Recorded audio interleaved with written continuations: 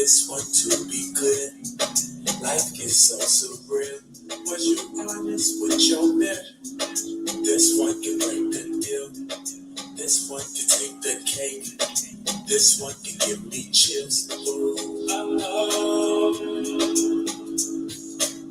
Guess I can't take it personal. Ooh, oh. But I take it personal. Hey, real one time, like real one. Like you, yourself sometimes. You a real one time, you a real one. Yeah, no, deal one time, deal one. You real one.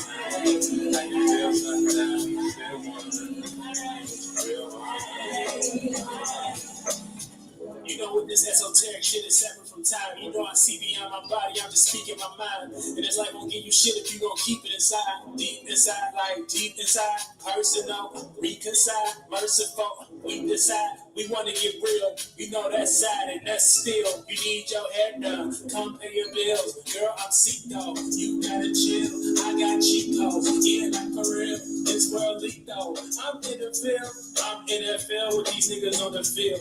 I don't play nice, I don't even like lights. But I wanna ball, baby, yeah, like Mike. So we do catch a flight, get a bag in the plane, alright? Yeah, keep it honest, keep it real. Show them how you feel. This one to be clear. Life gets so surreal. Was you honest with your man? This one can break the deal. This one can take the cake. This one can give me chills. Ooh, oh. Yes, I can't take it personal. Ooh, oh. But I take it personal. Hey, hey, hey, hey,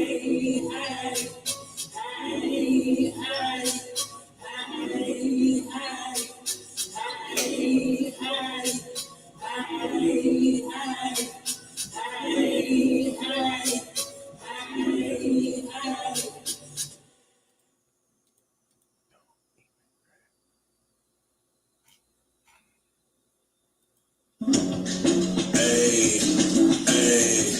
hey, okay. Foolish babble 3. Look, if they ask me why I do this, bitch, I'm stupid. 30 years old, rapping like I'm about to do shit. Reppin' NJ, I'm chillin' in LA. Pardon me, I don't really give a flying Massachusetts.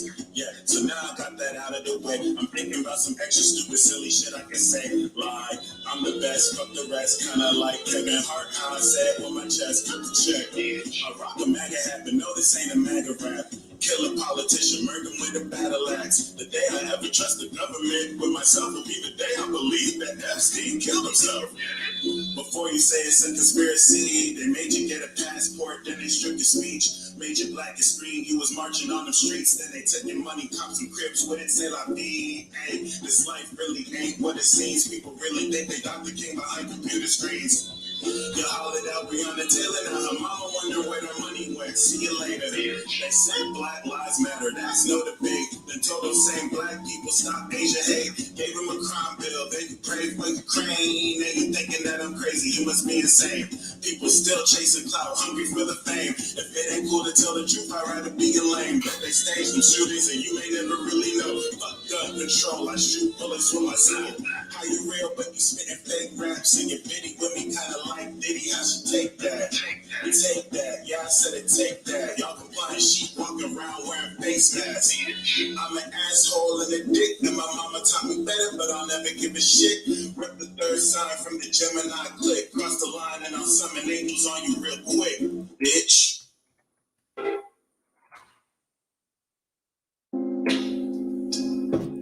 Flights. Star Walker, you know, before you get too outside yourself, let me talk to you for a little bit. Okay. That's right. Yeah, it's not a problem. Esoteric to the exoteric, all this process. Yeah, everything I know is common knowledge.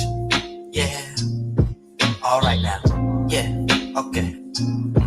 It's cosmic nonsense. Alpha and Omega, Alphabet and Abaddonus. Where this water dripping from just is not a faucet. Yeah. Alright now. I just be in a dream, still I can't ever wait. Asking me where you real from, I came out of space. Beautiful spirits in the sky, still creating the day. If you don't got your own mind, you gon' stay in a flame. Let me ask you what you gon' do. And I told you now, what was you gon' do? And I told you that you just externalize. Everything is eternal. Yeah. What was you gon' do? And I told you now, what was you gon' do? And I told you that you just externalize. Everything is eternal. Yeah. Demons from the past like the axe, do you remember me? Going in the darkness, being trapped up in a memory. Imagine all my enemies laughing at the end of me. The energy they gave got me surpassing all their distant dreams. Don't act like this is just in me. It's something more than that. All this knowledge that I be getting, right where the Lord be at. Pain is like rain in the brain, right where you storming at. Front and center, I need some cover, just like a quarterback. Yeah, going back to my early days, I was on my third nizzle. Yeah, fucked around with the wrong people, now I got trust issues. Yeah, ones the ones who got a lot of problems and they tryna fuck with you. Yeah, 9 times out of 10, they the ones gonna give you trust issues. Because there's always agendas behind a relationship. Cause they don't really fuck with ya behind all the fake shit. You really think you need your sister or that guy you was staying with? You really need to get the picture in your mind, you ain't making sense. What was you gonna do? And I told you that. What was you gonna do? And I told you that you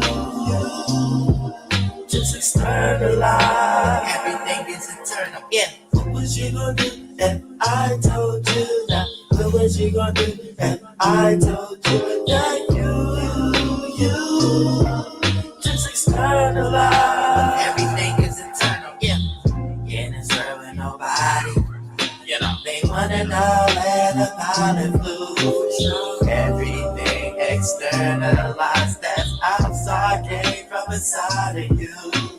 You gotta pick up the pieces, you know, but ain't nobody there to claim it. So the puzzle completed. Now everybody gon' be waiting, what the fuck, yeah. What was you gon' do? And I told you now. What was you gon' do? And I told you that you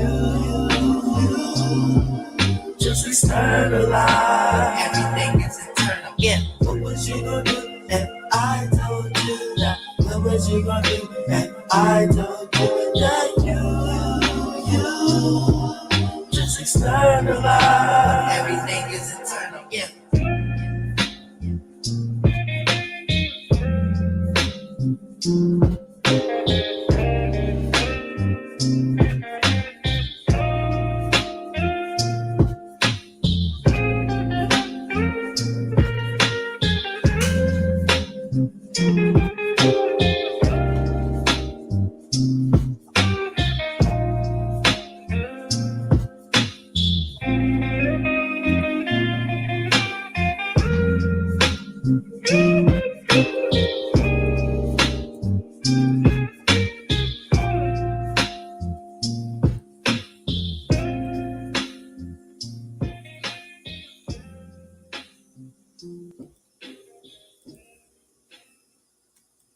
What it do? Flights. Air. Let us welcome LaShonda to God Squad and welcome to Leo season. What it do? Okay. Kelly, I the second joint I played was my joint. If you want the link to it, if you click the refresh button or you look at the description, I have the links to all 3 tracks I played. But I'm gonna play more of my joints. I got you. That's not a problem. Welcome to Leo season. Once again, I want to illustrate for God Squad. Okay, LaShonda, welcome to God Squad. For God Squad, for this new Leo season, I'm gonna do the air, earth, and water monthly tribe reports. Okay, as well as these weeklies they're all God Squad. So when we resume exclusive next Monday, boom, welcome to God Squad. Okay. Fire monthly tribe report will be free in honor of Leo season. Happy birthday, Leo. Hey, can I be honest with you? I don't even remember the last time. It was so long ago. Let me think.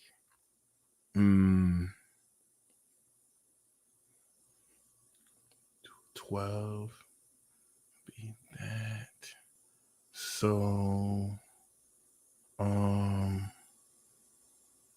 let's say like 20. I want to say like 17, 18, 19 hours ago. That was when? Hours ago. I bet you thought I was gonna say weeks ago. I just did that shit like earlier this morning. I don't do it every day. Okay, I'm this moderation now. You know what I'm saying? I build up the pressure and then I release. And then I send my fabric and I build up the pressure and then I release.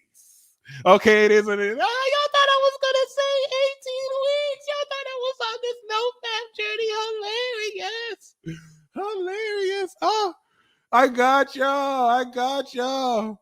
No, but for real, Leo season. This Leo season is definitely about to be extra dramatic, courtesy of the Lovers card. Okay. And you thought I was gonna say minutes ago. Ha ha ha ha. Could have been, but no. I went on a walk instead. Hey, Mateos read my mind. Actually, that's exactly what I'm gonna do. The new moon is in Leo, so what I usually do is I ride the new moon and then I release on the full moon. This is a little bit of TMI, but yeah, it's cool. We know it's not weeks. Yes, Devin, thank you. Y'all know me.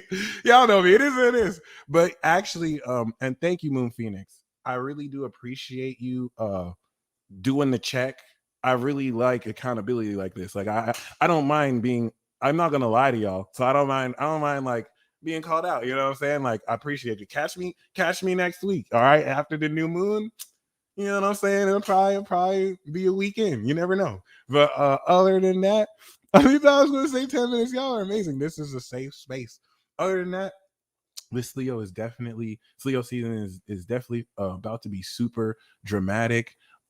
It's amazing too because shout out to Liliana. It's amazing too because I like to think of zodiac sign representatives as omens. You know what I'm saying? So like right before Taurus season happened, and one of the most controversial facts, one of the most controversial Tauruses, 6ix9ine, dropped and tried to revive his career before that. I look at shit like that. You know what I'm saying? Like when you see a zodiac season and certain people are prominent, like Johnny Depp during Gemini season, I look at shit like that. Like that's the universe's way of showing you what's happening up above with main characters down here. Literally. So the fact that Leo season started with Soulja Boy getting maced at Rolling Loud told me everything that I need to know about this Leo season we about to step into. I hope you are ready. I hope you are ready, guys. This is not about to be like any other Leo season we had. This is the last Leo season we gonna have with Pluto and Capricorn. This is going to be very exemplary. I'm gonna say this again. Leo season started with Soulja Boy pulling up with about 11 other dudes to jump this one man. Well, we don't know if he was going to jump him, right? But he walked up and approached this man, elder man called Charleston White, named Charleston White. He maced all of them, allegedly. And I don't really care so much that happened. I care that happened at the beginning of Leo season. Okay. Rolling Loud was crazy. You remember when I wasn't at Rolling Loud, but do you remember? Do any of you guys, and we're going to get into the cards, I'm going to be reading from the Angel Tarot card deck. All right. One of the OG Doreen Virtue decks and Raleigh Valentine. But I never read from this deck. I'm breaking this deck in. He wasn't gonna beat up that old man. He wasn't gonna beat up that old man. I don't really think he was gonna. I think they were gonna talk. You know what I'm saying? But like personally, remember when I say as a Gemini, I don't really complain. With Gemini, like as a Gemini, I feel the Gemini hate and I feel how frustrating it is to be. But the reason why I don't complain is because Virgo and Aquarius go through it way worse. Do any of you remember me saying that? Because it's something that I only ranted about once or twice. And for those of you who didn't hear this, basically, it's annoying. It's really annoying to deal with like certain people in this dimension, right? Geminis, you know what the fuck I'm talking about. Geminis, you know what the fuck I'm talking about. It's just Pisces can escape. You think Pisces doesn't deal with it too? Pisces can literally just escape to another dimension. It's be like, you know what? Fuck you guys. I'm just gonna ghost all of you bitches, and I'll come back in 3 weeks and I'll text you guys and see if you. Pisces does this. They have this superpower, like their escape art. These motherfuckers can ghost reality. Just dip. They can escape. Gemini can kind of do that. We'll just create a whole world in our mind, and then we'll just think all day. So like that, we still have to deal with 1 foot in reality in Virgo, but we have 1 foot in Pisces. We literally just, you know what I'm saying? We literally can just be in our head. Sagittarius can just book a flight on your ass. Seriously, they do it all the time. It's like, you know what? Y'all are giving me problems. I'm about to go to Bali. You bitches are stupid. I'll be back in 2 weeks. Fix yourself. Sagittarius can just travel. Do you know who has to really deal with your shit every day? Fucking Virgo. Virgo doesn't have they social. They don't have the luxury of just escaping like Pisces, of just being in their head like Gemini, just traveling everywhere. But what they had to do like Sag, they have to really deal with you. Look at any Virgo. They're miserable. Virgo is fucking miserable. Their life is masterful. It's you. It's because of us. They have to deal with everyone else. Every Virgo is miserable. Every Virgo is miserable. They're not just nagging. They're complaining because they have to deal with real people. The stupidest people just are attracted to Virgo. Like ask any Virgo. Like people just come up and say and do the stupidest shit. And now Virgo's just like, wow, like what the fuck is wrong with you, idiot? Like, and y'all be thinking that Virgo is mean, but they're not. Y'all really be thinking Virgo is mean. And it's like, no, like you don't know what Virgo has to deal with. They chose to be Virgos. I love that. If Virgo is still lit, hold on. Don't get it twisted. Virgo still makes it work for them. But like I'm telling you, like y'all need to be kinder to Virgos. Virgo is kindness, and y'all take their kindness for weakness. Imagine you're the kindest zodiac sign ever. You're the kindest zodiac sign ever. And everyone takes your kindness for weakness. Imagine like people are just fucking shit up and you just come through and you fix it every time.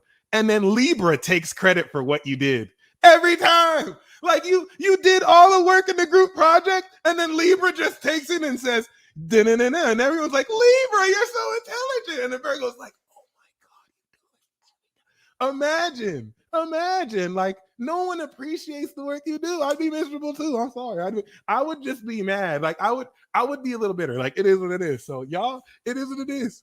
Virgos are mean for a good reason. So then hold on. He said, leave Libra out of this. I love you, Libra. So then get this. The other sign is Aquarius.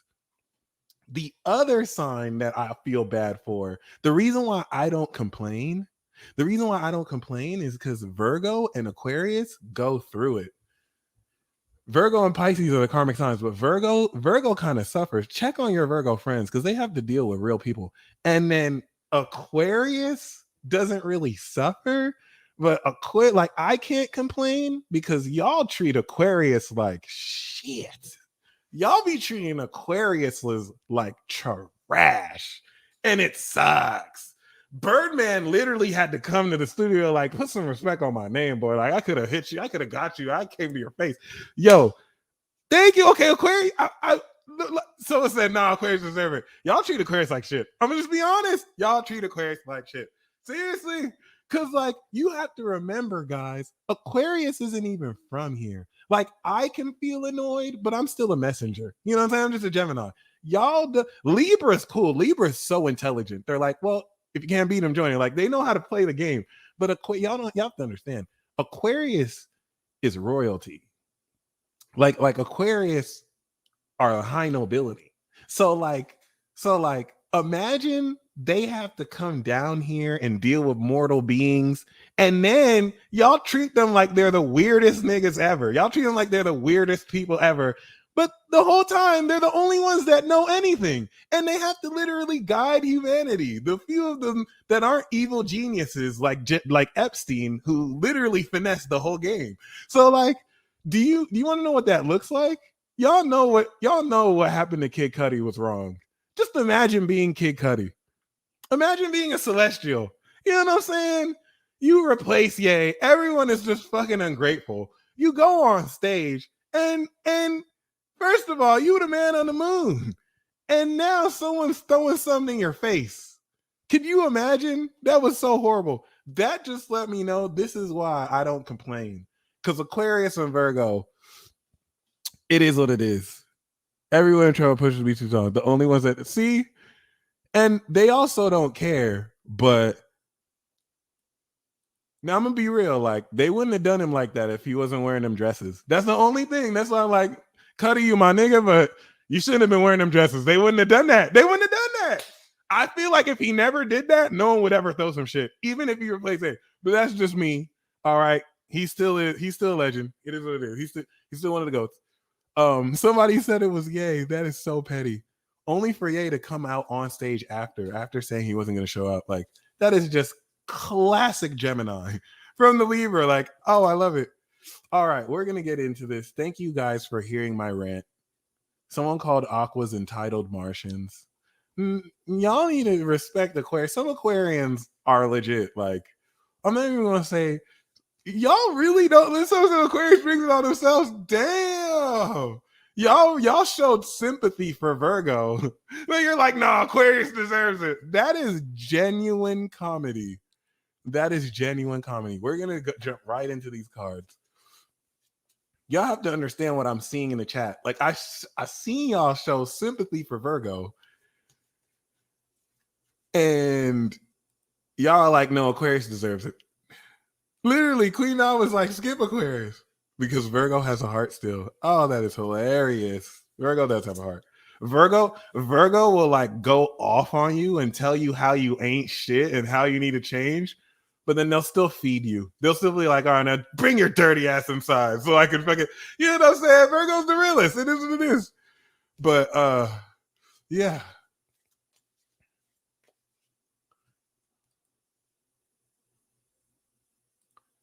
All right. Thank you guys for being patient with my like 10-minute rant. We're going to jump right into this. So dealing with your opposite sign is karmic? Great question. No, the two karmic signs are Pisces and Virgo because they end the wheel.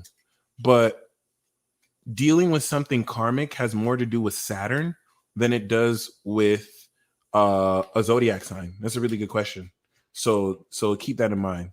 If you're dealing with a like a Saturnian ruled seventh house or someone with a powerful Saturn placements, it's karmic. Anyway,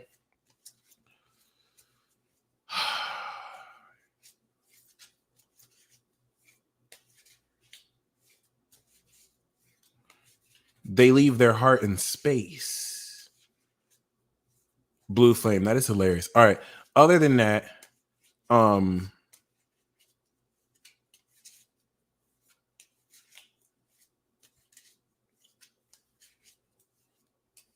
this Leo season is ready to give y'all excitement. Actually, you give yourself excitement, right? There's so you don't have to take that literally because the only one that can give you excitement is you. But I feel like the disclaimer. But Leo season with Leo season will come a lot of excitement. It's also just going to come a lot of drama. A lot of this is excitement you generate with this fire life energy. But with the square to Uranus, MSM is mainstream media. With the square to Uranus, And the way that works is every single zodiac sign is in the mainstream media, and every single zodiac sign is against mainstream media. So there aren't like certain signs that are against it and for it. Like I know an aqua that swears by it or acknowledges it, and I know aquas that don't. You know what I mean? But other than that, what's very important here is that there's an approach to social interaction you're taking this month and this Leo season that's totally left field to what you're used to. For example, maybe it was very hard for you to express elements of your gifts because it might have come off as cringy. You know what I mean? Or it might personally, influence the social environment around you negatively because certain people are closed off to more taboo aspects of what you really want to share. Because a huge aspect of this personally is you breaking away from what you're supposed to say versus what you really want to say. We don't have any more social energies that enforce social norms. It's purely individuality. And so a lot of your individuality may be going against old social norms. So what you're going to see now is that those same things that maybe you couldn't do before or you weren't comfortable doing before hit really well, maybe too well. It may not even be any less cringy. It may even be cringier, but the way you feel about it and deliver it is so much more effective to where it influences the social environment impactfully, whether it's positive or negative, impactfully and efficiently. And now this is the results of you breaking through your evolution, your awakening and evolution process. Thank you. It's starting already. You're going to see this crescendo. I want to really speak to this because this is something that we're breaking. Pluto and Capricorn was the destruction of this. You will find that this phenomena actually kicked in more powerfully 2008. And in 2012, when Neptune and Pisces dissolved these social dynamics. Okay. So whereas before there's just certain things, right? I love that. I really love that. Shout out to the fire signs. I want to talk about this because fire signs haven't really been fire signs have not allowed to have been fire signs for a long time. Remember when I was saying we're in that age of darkness, we don't have any prominent light. Like after Jupiter and Aries, we're not going to have any prominent fire placements for a while. So like fire signs have not really felt like fire signs where you shine your light and it's instantly snuffed. You know what I'm saying? Roar. So, this Leo season is going to bring back a lot of fire to fire. Like, I'm not going to say all fire signs will feel like themselves, but even non-fire signs will get into the fire. Okay. So there's a way you're approaching social environments that is not inhibited by the bullshit nuance that you were forced or pressured by peers to take part in. Okay. Kind of like this dumbass notion that because I'm a man, I should just go out and get bitches. It's something that literally like that, not court woman, like get bitches. Like it's just something that growing up, I'm not going to act brand new and act like I was above that. No, I like me some bitches too. Like I even saying it like that, but just that whole social pressure that as a young man, I have to go out to the club and like get with women. Like now you're having so much more consciousness from men and women to speak up, about, hey, maybe I want to take time to myself. Maybe I want to talk to someone differently. Like this is the consciousness we have about this did not exist 10 years ago. It was being talked about. It's always been talked about, but there's a breakthrough now to where now this awareness is the norm. You know what I mean? Like really confronting about these very toxic in masculine and feminine circles, because these are reinforced by men and women, these dynamics, right? And you're going to start to see this with Jupiter restarting a cycle in Aries more than ever in social dynamics, where things that were not cool and taboo are now being brought up like they were always cool, like you weren't being made fun of for talking about it. You know what I'm saying? Type shit. And that's not to feel bitter or a way about it, but this is going to shock you. We're not fully in the clear yet. Like this year is still the transition year, but you're going to see this Leo season a much more solid presentation of your eccentricities and the uniqueness of you and your ability to actually express it without feeling weird about it. The reason why you felt weird about it before is because you didn't fully awaken it. You didn't fully evolve it. You didn't know how to wear those clothes. They didn't fit on you. Now, since then, you've evolved. You've had growing pains, okay? And now these clothes fit, and now you're taking them socially. That was purely channeled. I just came together real quick. And thank you guys so much for the thank you guys so much for the love on the Mars retrograde video, the Mars retrograde reality hack. That one was really well received, and yeah. All right, so we have the 10 of Fire. Too much work, accept help from others. Life is out of balance, stress-related health concerns. 10 of Fire is also the completion of fire. So there's the interpretation of that, but you're getting ready to come into a passion overload. And this is with 8 of Fire. So I'm pulling the general card for everyone, and I got 10 of Fire and 8 of Fire. Oh my God. I need to get some water. This is ridiculous. Holy shit. Wow. Like, this is ridiculous.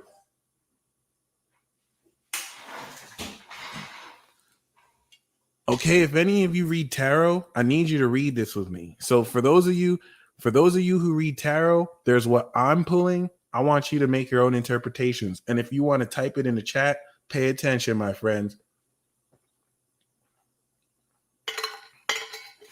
This Leo season about to be legendary. Legend.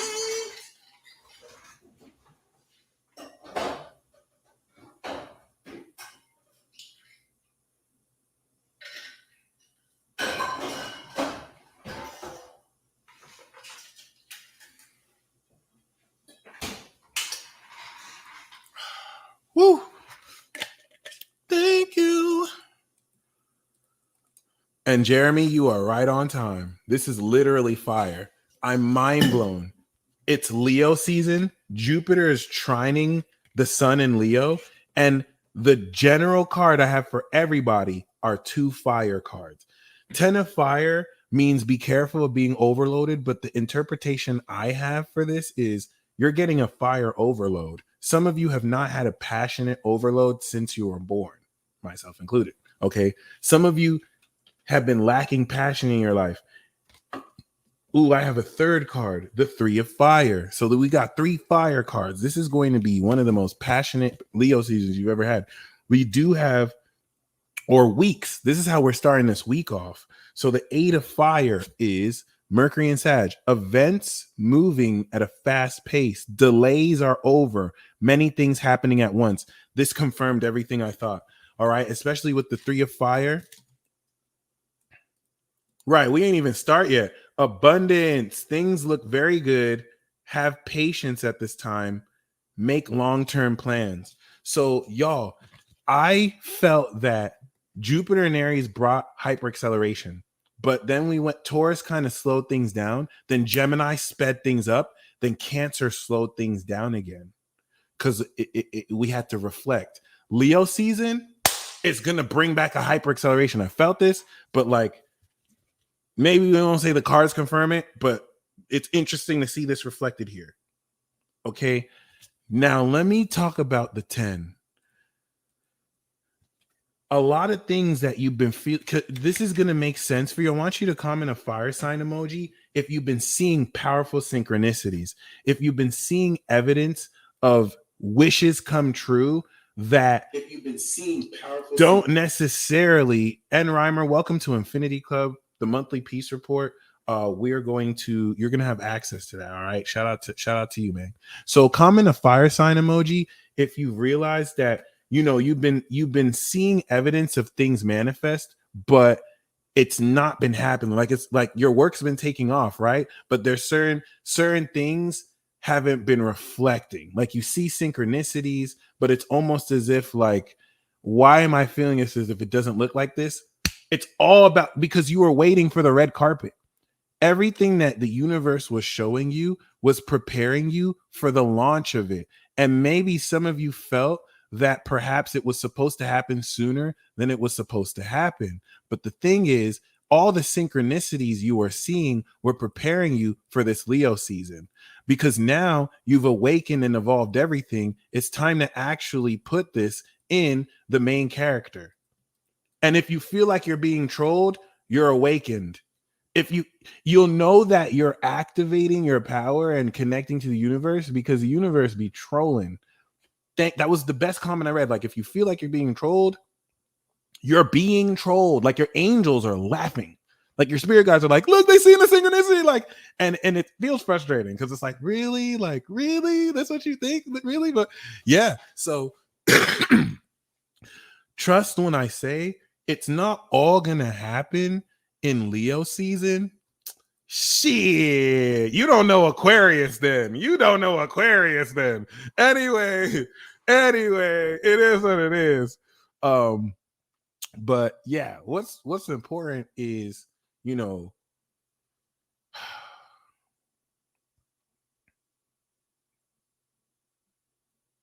things are going to really like action. Like the director yelled action. You feel me? Even my demons laughing. That's hilarious. What's very important is that, personally too, this 10 of fire is going to be a necessary passionate overload so that you can tell the universe what it is you can handle. Let me see if I can explain this right. Okay. Basically, before we go into the first sign, the 13 messages for you, everyone in Leo season is going to have a golden moment. It's probably going to be the new moon, where you're going to reach a max state of passion. Okay. This is Leo's test for you to see, right? What can you do with all the passion in the world? Not a lot of people will know they're being tested. Some people will let it get to their head and they'll turn super narcissistic. The universe is going to take notes. Okay. Others of you are going to unlock facets of your heart that you never really knew and do amazing things with the universe. And be like, okay, you know what I mean? Like, it's going to affect everybody, but how everybody individually handles it will show who they are. That's the gift of this Leo season. Okay. You're going to have an opportunity to express your talents in a way that, you won't really have any excuses. All right.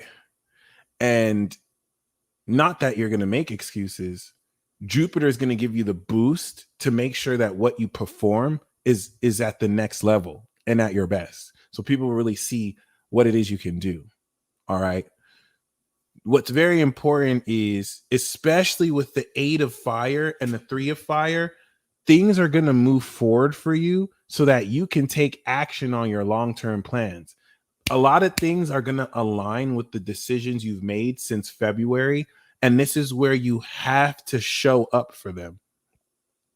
You have to meet that sense of self-esteem. Taurus season set up your self-esteem so that when your favorite actor walks up, or when your favorite person in the world walks up, you don't get starstruck and you're not like, You're not that you would do that, but you would actually reflect the level of self-confidence that you've grown to now meet what you've manifested. This is you meeting the universe halfway. Some of you feel like you have to meet the universe halfway by doing something. Like all of you and Jimmy Jones, good looks, man. That's awesome. Those of you who personally commented fire sign emojis, right? You're you're you're not knowing what action to do.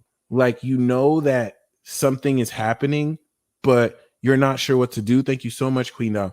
You're not entirely sure what or how to do it. It's not Virgo season. You don't have to know how. The universe is saying you don't have to do anything. You don't have to do anything, but you feel the next step is here. And you think meeting the universe halfway means you have to do something to meet them halfway. Like, I have to do something to get my crush's attention. Like, I have to do something to get this job. And the universe is like, no, you have to stay ready. You don't have to wait for anything. You have to stay ready. You're not waiting. You're still doing you. You're just ready. Okay. This is so important, because meeting the universe halfway is in how you receive, not in what you do. How are you open to receiving it? Because if you want the host of the Grammys position, but who you are on the inside, you don't feel like you're worthy of it, you're not meeting the universe halfway. You think, I don't know who to talk to. Do I have to talk to an agent to get this host job? And the universe is like, no, you have to be yourself. So you have to feel worthy of it. You can't want to be the host of the Grammys, but then start to feel, oh, am I worthy of it? Like, you're not meeting the universe halfway. Meeting the universe halfway is you're ready. You're like, oh yeah, I'm going to be the best host you've ever had. You're not too cocky, but you're confident. You know what I'm saying? That way you're in a position to receive it when the opportunity shows itself. So that if you have to take action, you can. If you have to receive, you can. Much of the frustration you may feel might be around your inability. I'm not going to say you're not patient enough, but you don't have to wait because you're manifesting it. So a lot of what you're waiting for isn't that you're waiting for it. You're not aware of how you've already manifested it. Oh my God, look, you are ready. I didn't even know that said that. You are ready. You have the answers or the ability to manifest them. You have the resources. Life is magical. So, for example, there's certain things that you want to manifest right now that, because you think it has to look a certain way, you don't even know you had it the moment you made the intention. In fact, we're going to set an intention right now. Universe, anything that we want to manifest that we already manifested and didn't know we manifested because it didn't look the way we thought it was supposed to look, please reveal that to us right now. Boom. Okay. And you'll find that that's everyone in this chat. Like, everyone does it. We all have a 12th house. So there's something we're not aware of in a way that we can be aware of about ourselves too. But before we go into that, right, you're going to realize that you've already had it. For those of you who are woke and get it, you'll realize that everything that you're looking for, you already have it. Okay. You just don't know. So we're going to set the intention once again that, universe, anything that we are intending and manifesting that we are not aware we already manifested, please make us aware of that. For example, some of you are already with your romantic soulmate, right? Some of you don't even realize that personally you're with somebody that you're going to spend the rest of your life with. You're right now, you don't even want to talk to anybody, right? Or you could really be like, universe, please, I want to be with someone. And then someone talks to you and you're like, get the fuck out of my face. You know what I'm saying? Like, some of you are really not aware of the fact that you're with your life partner. They might be ugly to you. They might not necessarily be your type. They might be your type, but you might not realize. Both of you might be clueless to this. And then the universe is going to unveil this. And it's like, oh, wow, this person isn't really that ugly. Or, oh, wow, this person is actually my type. Or like, oh, wow, I didn't expect this this person was, you know what I'm saying, such a friend. You didn't friend zone them, but like you didn't really look at them like that. And now you're realizing, oh wow, this is exactly what I was looking for. Like, right? So you know what I mean? That's just the example for romance. Like some of you are looking for a job, but you don't even realize that you have skills with which you can set up an asset that pays you without even working a job. Or you can create your own job, or there's a job right next to you, the perfect 9 to 5 job or job that you can work, and you don't even realize it's there. So, what many of you don't realize is that you're not you did not manifest what you want. You manifested it Taurus season. You always manifest everything you're saying as a Taurus season, right? But personally,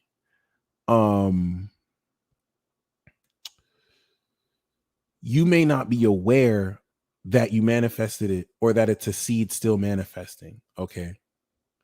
And yeah, I want to talk about this, by the way, too, because I know you're joking, but some people are not joking. Like I've gotten several emails of people genuinely mad at me because they feel like I'm being brand new and not hearing their telepathic messages or having those experiences. And I want to kind of talk about that because as Neptune is kind of reaching the end, this moon card, like if you want to understand the moon card in the tarot, watch Moon Knight. Moon Knight does that perfectly. Moon Knight will kind of, especially Jeff Lemire's run on Moon Knight, because it's going to give you this sense where you're not sure if it's a delusion or not. And it's a very important topic because with a whole lot of like the relationship connections and stuff like that, you may not be sure if you're delusional as fuck or what you're picking up on is real. So let me use myself as an example. I'm a magical ass Negro. I'm a nigga wizard. Like, I don't know what else to say. I'm a magic motherfucker. It's Magic Mike. So personally, there are a lot of people who don't even tell me they experience this, but the very few of you who do will say stuff like, do you see that too? Or, you know what I'm saying? Like, why aren't you opening up to me? And like the whole time, I have no fucking idea what you're talking about. Like there's this one Scorpio, right?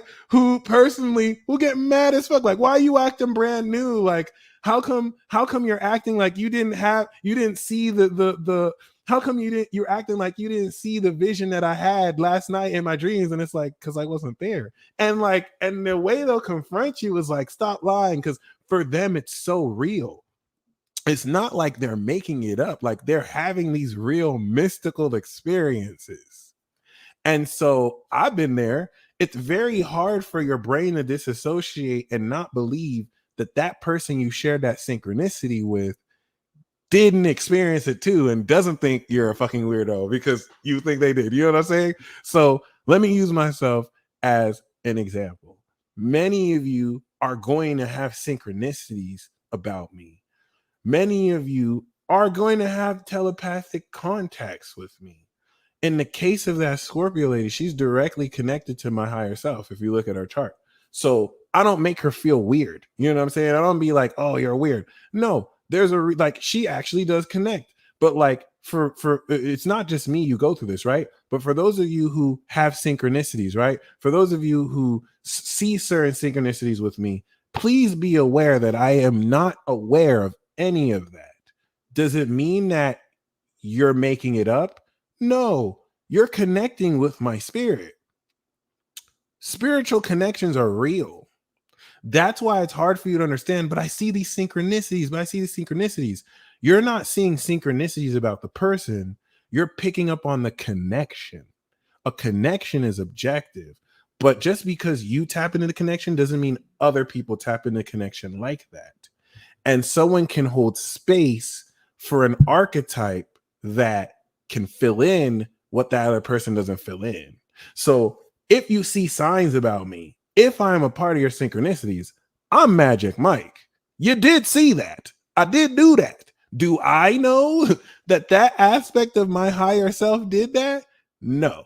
And yes, take nothing personal. Right. Do I know? I don't always know. Are there the case of shared synchronicities? Usually it's in person. All right. So just keep that in mind. Please don't feel like you have, because some of you can walk away feel like, did I have that experience for nothing? No. And my higher self is whimsical. It be showing up in people's dreams. Like there are facets of myself that be trolling too. Okay. I'll be showing up in people's dreams. You know what I'm saying? And like it is what it is. I'm not conscious of these things, and some people do project on me. But if you are aware of certain facets of our connection, that's sacred. Don't feel like it was for nothing. Just don't necessarily, you know what I'm saying, attach. That's what I had to learn. Don't necessarily attach, okay, to the external, because the quality of synchronicities you see is going to be even next level. And personally, just as long as you don't attach, you'll be good. Now, about my boo, about my bae, who I sent that email to, she never hit me back. I ain't never got a call, and it's because I think she's thinking about me. You know what I'm saying? Let me tell you guys a story before I go into the first zodiac sign. I'm gonna tell you a story that could apply, right? This isn't about this Sag woman. It's not about this Sag woman. I'm sure she's thinking about me, like, oh, he's just so sexy, but I just don't know if I want to approach him yet. You know what I mean? Because it's me. It's me. It's the peace stealer. So she obviously feels I'm the sexiest man alive. But I think maybe I'm a weird magical dude. So like the way I just kind of hit with synchronicities, it freaks people out. Like I'll just kind of show you what it is, and I'll forget that we're in a normal dimension. So like not everyone's hit to this kind of magic. You know what I'm saying? So So, shout out to my Sag bae. Shout out to my Sag bae. It is what it is. That's my boo. We gonna meet one day. It is what it is. I know she out there thinking about me, maybe not really at all, but it is what it is. Devin is like, you're hilarious. It's not me. So here's something that I want to say, because this is going to apply to a lot of you. What I'm about to pick up is a relationship dynamic that happens with men and it happens with women. With women, it happens deeper. With men are a lot more detached about it. So they can kind of experience it and move on with it. It's not really wrong, but it's something that if this applies to you, and it can apply to more than one person, I want you to comment an exclamation mark. Okay. So here's the dynamic. Person A has a connection with person B. Okay. Their heart is drawn to person B. Okay. I want you to pretend that you're person B. Person A, their heart is drawn to you, but their mind, objectively, the checkbox, you are not their type. You're into stuff they're not into. You like stuff they're not into. Like mentally, it doesn't make sense for them to like you. So they don't understand why their heart is drawn to you. They don't understand why they dream of you. Like they acknowledge enough that there's something, but it doesn't make sense to them, because you're not there. Like they don't like people like you. Okay. Now there's person C. Person A is also attracted to person C. Mentally, it makes sense to them. They're liked by society. They're popular. Okay. But like that heart connection they have to you, they don't have with person C. They still like person C. You know what I'm saying? Like there's an emotional compatibility, and it makes sense to them mentally, but they're drawn to you. In fact, they don't like how they're drawn to you. It's not like they see their heart do this and they're like, wow, I've never felt like this before. It's like, I hate that I feel like this for this person because I don't want to feel attracted to this person. Doesn't make sense to me mentally.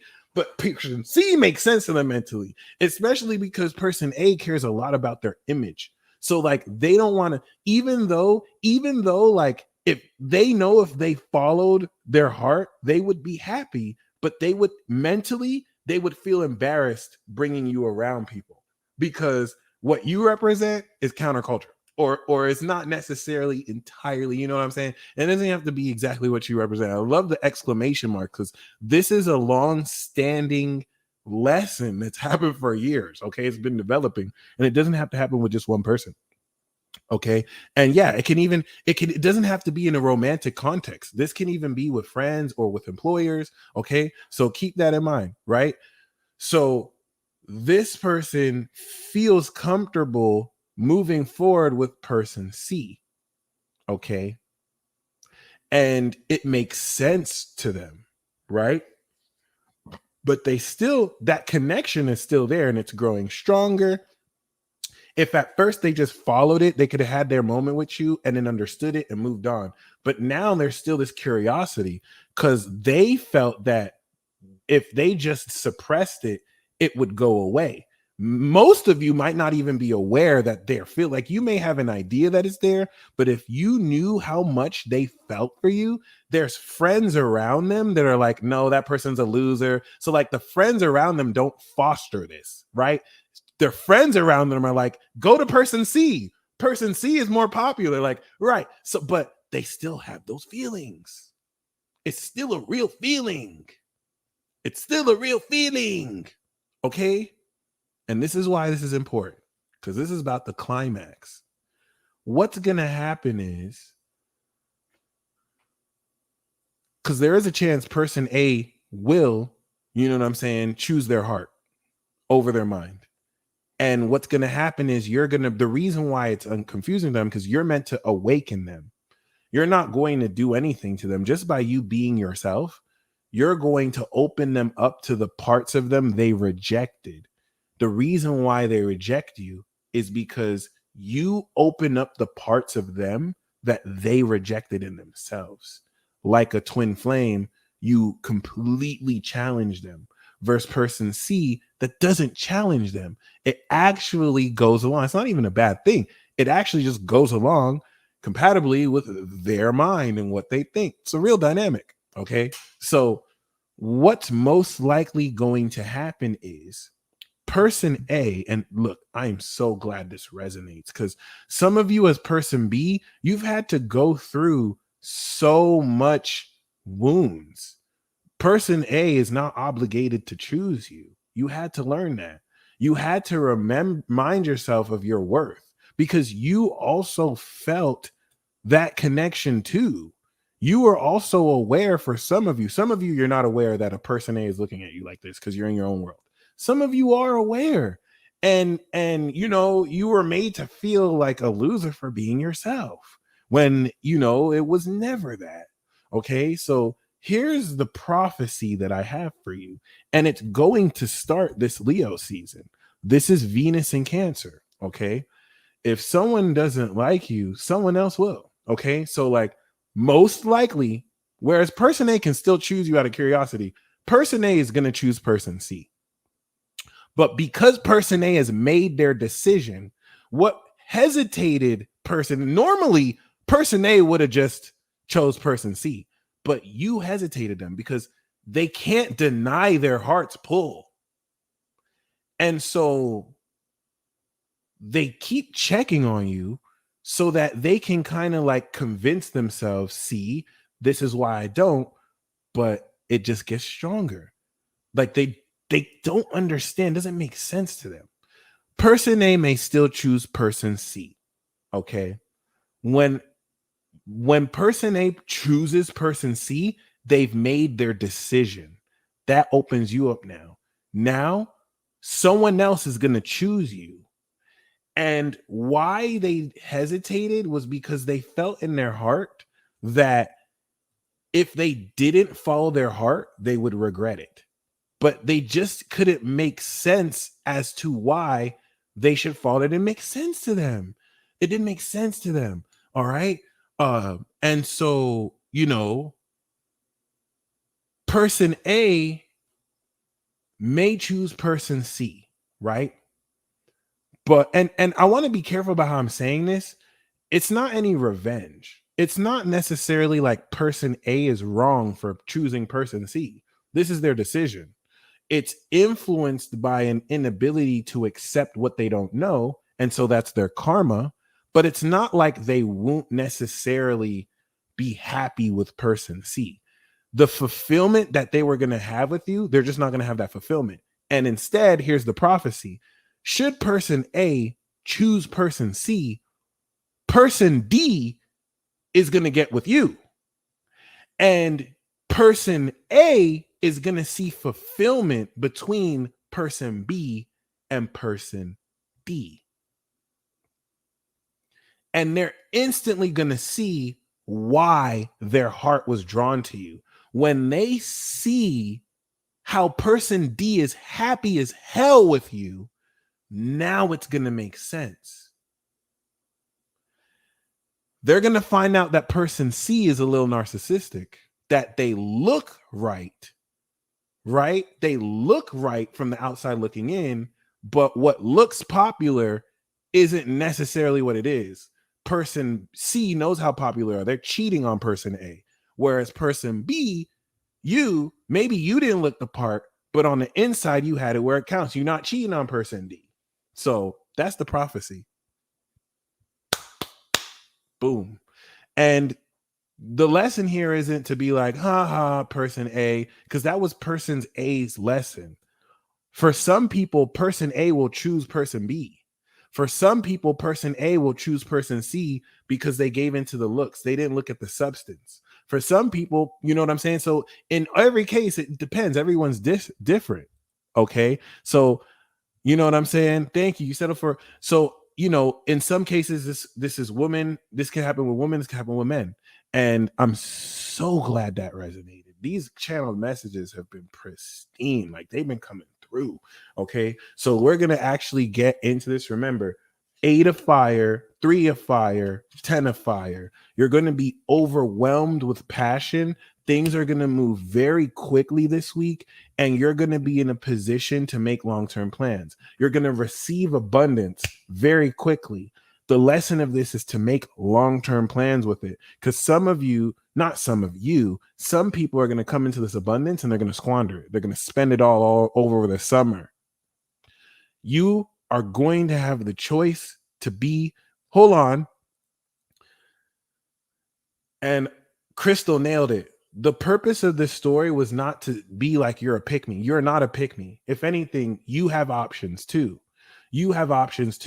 I was just saying this was person's A's perspective, but none of you are pick-me's. Like none of you are waiting for people to pick you, but you have a connection with A, and that's all I was saying. But other than that, basically, this summer season, Leo season, is going to hit everyone with abundance, okay? You're going to have some people that everyone's going to have abundance that you generate for yourself, okay? And that will last the summer, okay? You're going to have a summer's worth of abundance.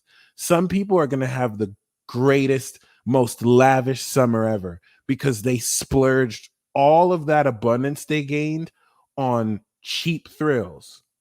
And then winter's going to hit. They're going to be fucked. It's the end of the world too. Winter's going to hit. They're going to be screwed because like the grasshopper, they didn't necessarily prepare. Others of you, you're going to be hit with this abundance. It's going to be more abundance than you've ever had, right? And you're going to have so much abundance for the summer, and you're going to make long-term plans with it to grow that abundance through the fall. Cosmic Origins is already ahead of it through the fall. Okay. And Cosmic Origins, I'm going to reach out to you so we can do an interview and peace talk on his channel. Shout out to him. This is a dude you got to get to know. That he's lit. All right. So what's going to happen is, and Jason, you can definitely have thrills. There's going to be abundance. So whereas some people are going to spend it all on cheap thrills, others of you are going to enjoy thrills, but you're still going to have long-term plans. You're going to work through the fall, and you know what? Winter's going to come, and you going to be ready. You are going to be ready to brave the apocalypse, the food shortages, the rumors and threats of war, the remix of this monkeypox. You see how they're trying to launch monkeypox on everyone again? Like we didn't just go through this dumbass COVID shit. And they're like, you think if we do this monkeypox, they'll know? Yes, bitch, we know. You can't get us with that twice in a row. These idiots think they can actually, there's idiots lining up to get this monkeypox vaccine. So never mind, I'm done. If you want to get that vaccine, you're not an idiot, by the way. If you want to get that vaccine, you're not an idiot. You're only an idiot if you think that you actually need it, then they got you. They tricked you. But if you personally, with your own decision, want to because you like the rhetoric or medicine behind that, the whole point is choice. Okay. And this is facts. This is facts. So we're going to step into Aries. This is the first message from Aries to you. Okay. Yeah, I had to make sure I revised. I didn't want that to come out a certain way. Because people just put words in my mouth. But personally, okay, once again, first of all, this was awesome. Thank you guys for holding space with me. Those are amazing channel messages. That's so amazing. Shout out to Elizabeth Caspers, who made the vision board and has been nailing those goals. All right, y'all. I'm going to be drawing from this tarot deck. If you want $20, that'll be one card. If you want one card, that'll be 20. If you want two, that'll be 30. If you want four, that'll be minimum 40. If you want three, right, that'll be minimum 40. We're going to do, of course, the readings, okay? And personally, these are messages from the Zodiac signs. First of all, I want to just thank you guys for rocking with me. We've been growing this community slowly and steadily, and it's been lit.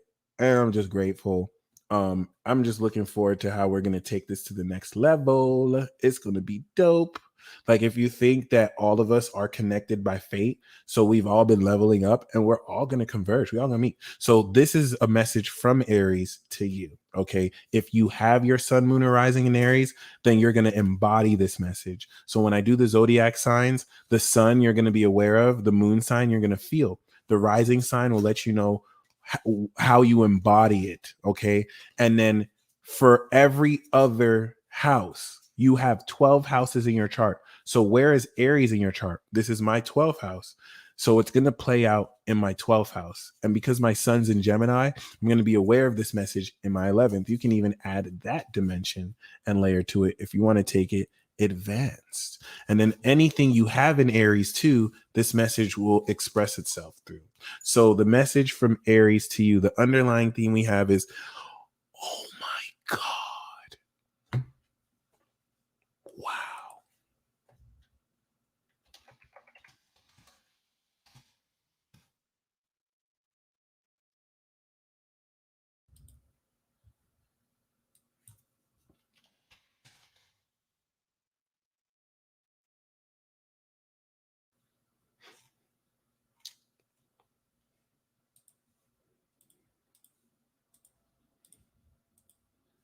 I'm going to just show you.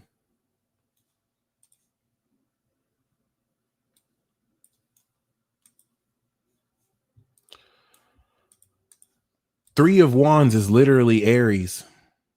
So we literally pulled the Aries card for Aries. That's the underlying theme. So a lot of this abundance is actually going to come from Aries. So that makes sense. Jupiter's in Aries. Duh. Okay. So stock in Aries. Remember, it's Leo season. So find a Leo and stalk them. Okay. Leo, don't be mad at me. I mean, it is what it is. Just find a Leo and just be their understudy. Just be around them all season and find an Aries and do shit with them too. Okay. You don't have to stay around Aries all season, but just find an Aries and do anything with them. Talk with them, go out with them, shoot people in the face with them, throw balls at cars with them. So we do have abundance. Things look very good. Have patience at this time.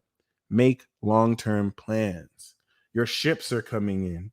So the message from Aries is that things are moving forward. You're going to see a forward momentum, and you want to make long-term plans, like a 3-week to 6-month plan with this development that you're going through. Okay. So the first message we have is the Queen of Air, the witty queen. Objective decision making, clearing away all that no longer serves you, seeing the humor in a situation. You may be dealing with a Libra rising. You could be a Libra rising, Libra moon. Doesn't have to be just Libra. A very intelligent woman. If you're not this intelligent woman, it's describing, okay, the focus and intellectual clarity you're starting the beginning of this week off with. And we have this with, of course, the Hermit. Spend time in quiet meditation, spiritual teaching, self-discovery. Thank you. Yeah, these have been pretty lit. I'm very grateful. That means the energy is ripe and everyone is on point right now. So the middle of the week for you is going to be the Hermit. You're starting the week off intellectually focused. This could be a very intelligent queen giving you advice or helping you focus. In the middle of the week, you're going to spend time reflecting. Okay. And then we have the Two of Fire. You've come into your own. New partnerships or contracts continue to move forward. Okay, so after the introspection of the middle of the week, after the focus of the beginning of the week, you're going to move forward more passionately. To a fire is Mars and Aries. So you're going to be making more decisions about what it is you want. And there is going to be newness for you to move forward with. The romance card that we have for you is the 10 of Air, the end of a difficult situation. Look at these horses. It's so lit. This is the best 10 of Air card I've ever seen. Every 10 of Swords card I see is so freaking bleak. This is the end of a difficult situation. Embrace the change and expect things to get better now. Recovering from an addiction, especially if some of you Aries have attracted toxic partners whose addictions have gotten in the way of your relationship. That could be the end of that. Like this could be a mind-blowing realization. I mean, you have unicorns here, which is mind-blowing to see a flock of unicorns. But I think this is definitely going to bring the end of blockages some of you have had in your own way of thinking or communicating within relationships with people. I think it's tied to a way of thinking that's also going to do. Thank you. I didn't know that. Lilac Ocean, that's really great advice. I would now advise that too. Ooh, for career, we got a career card, 6 of Earth. Gifts of money, time, or effort, new career opportunities, receiving a loan, or paying off debts. I love it. And Aries, that's my guy. My bad. Aries. The outcome is the Magician. You are ready. You have the resources or the ability to manifest them. Life is damn, that card is so freaking badass. Aries, you're the one, by the way. So congratulations. That was lit. That was litty titties, like Sagittitties. Someone said Sagittitties in a chat before, and now I can't stop saying it. So whoever said Sagittitties in whatever live I've seen it, you're amazing. And I hope you enjoy your week. Sagittitties. Okay, Taurus.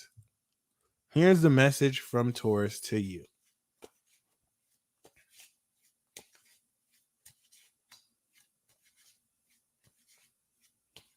It was Brina. Thank you. Word. Shout out to Brina. It was Brina. Right. Shout out to Brina. All right. So this deck, I forgot who gifted it to me, but it's the Angel Tarot card deck. Angel Tarot cards. Not to be confused with the Angel Tarot.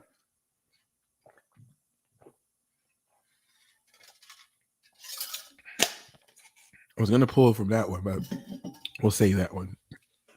So this is the message from Taurus to you. Shout out to the Tauruses. Moo. I don't know if bulls moo, but we can pretend they do. Okay. So, oh, nice. Oh, awesome.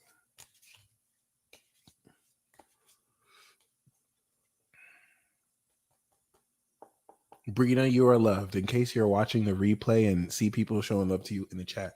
So we do have the Sun, Archangel Uriel, flights, air. You know, for sure. Happy outcome.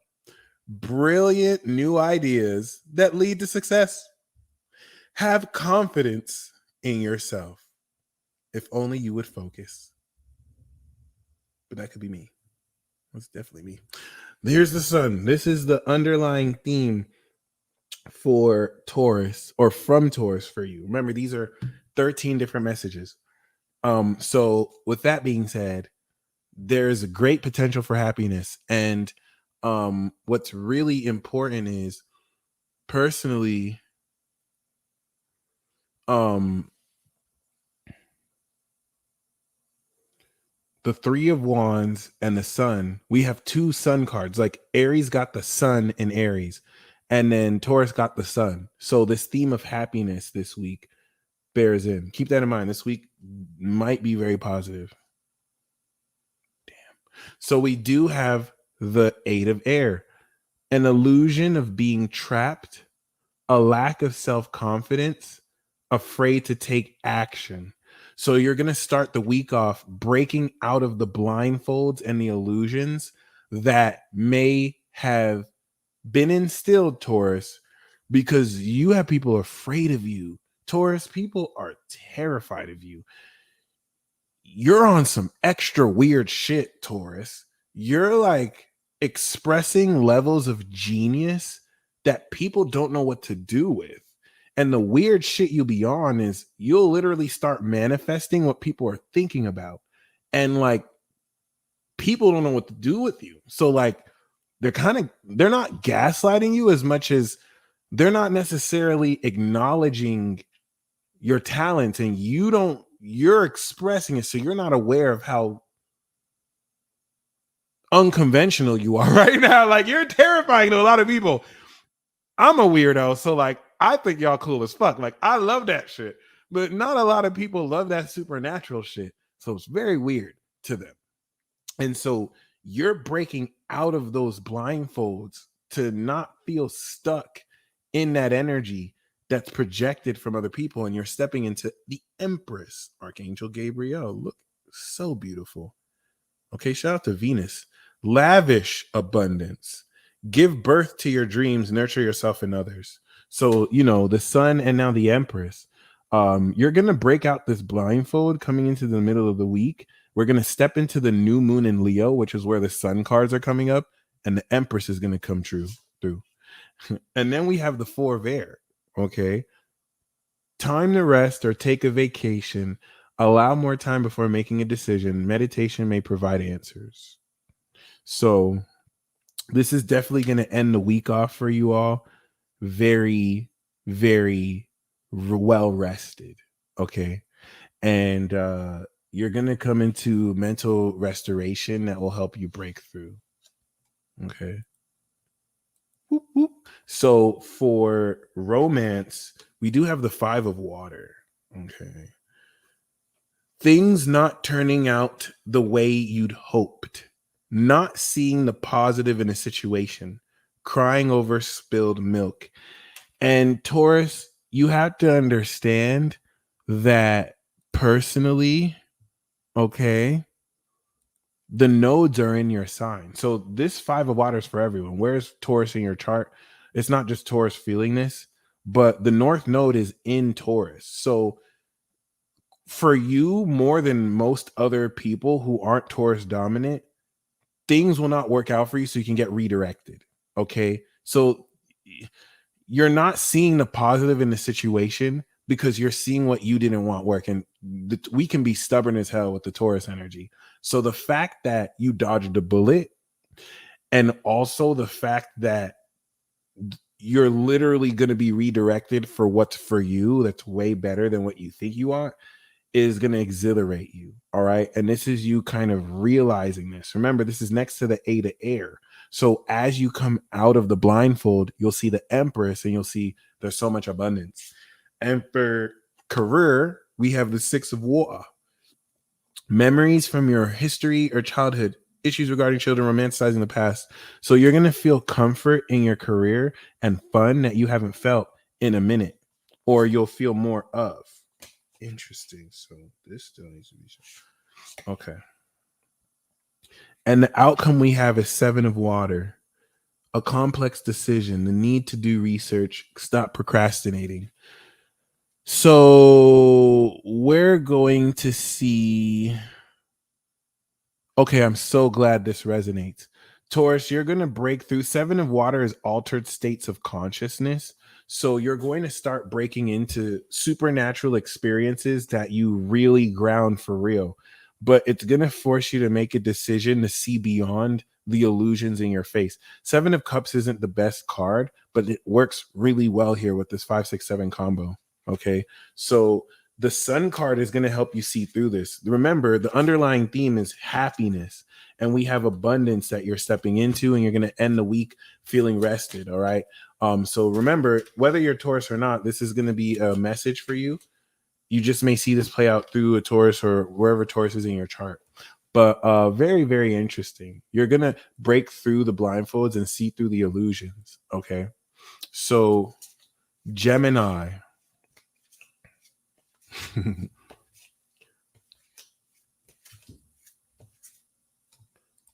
Whoop, whoop, whoop. No worries. Okay. Hey, that's some real shit. That's what's up.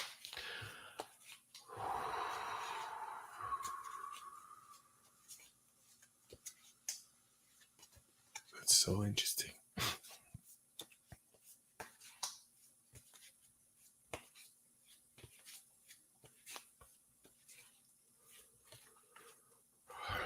Exactly. And once the blindfolds are removed, you'll be able to see that more clearly. And a lot that was a delusion is actually just more supernatural, but you didn't know how to see it. But now you do more than ever. All right. The underlying theme we have for Gemini this week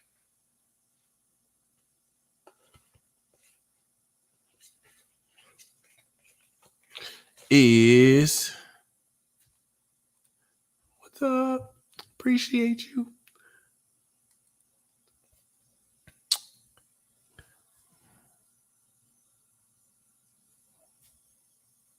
An invasion of unicorns, if not a flock. So we do have 10 of fire. Too much work, accept help from others. Life is out of balance, stress-related health concerns. So Gemini, you're going to come into a lot more responsibility. Delegate, delegate, delegate. Delegate, delegate, delegate. A carousel of unicorns. I love that. This is also going to be a passionate takeover. So keep that in mind as well.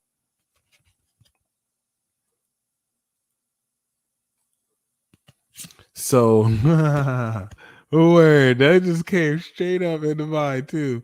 So we do have Queen of Air. This is Queen Dara right here. All right.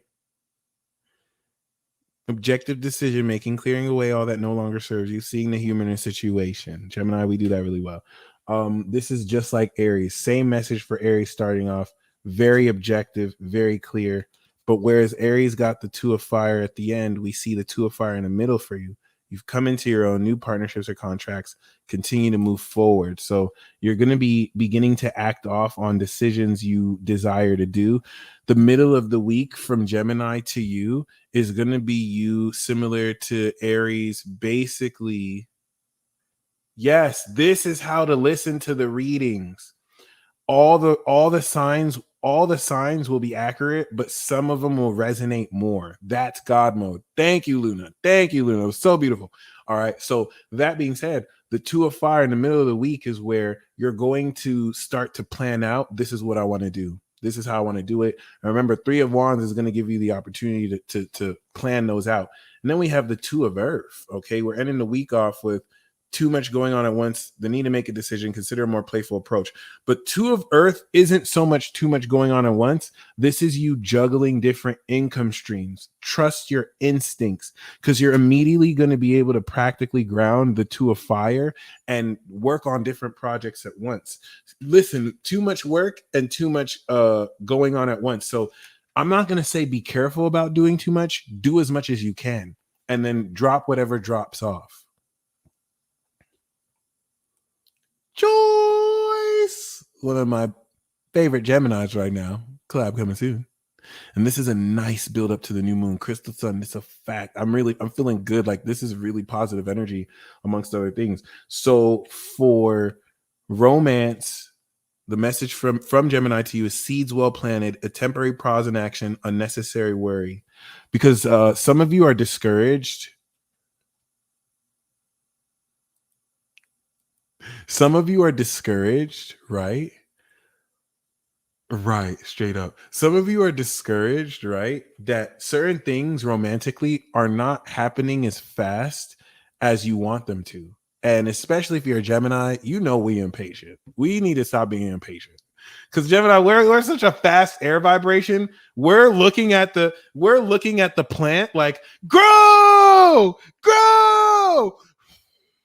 I don't know if Aries does it too, but like you're a Gemini. This is the vision I have for Gemini. Like your relationship is a plant and it like takes time to grow. And you're just like, let's go, let's go, let's go. And then you leave and then you come back. And then you leave for 5 minutes and you come back.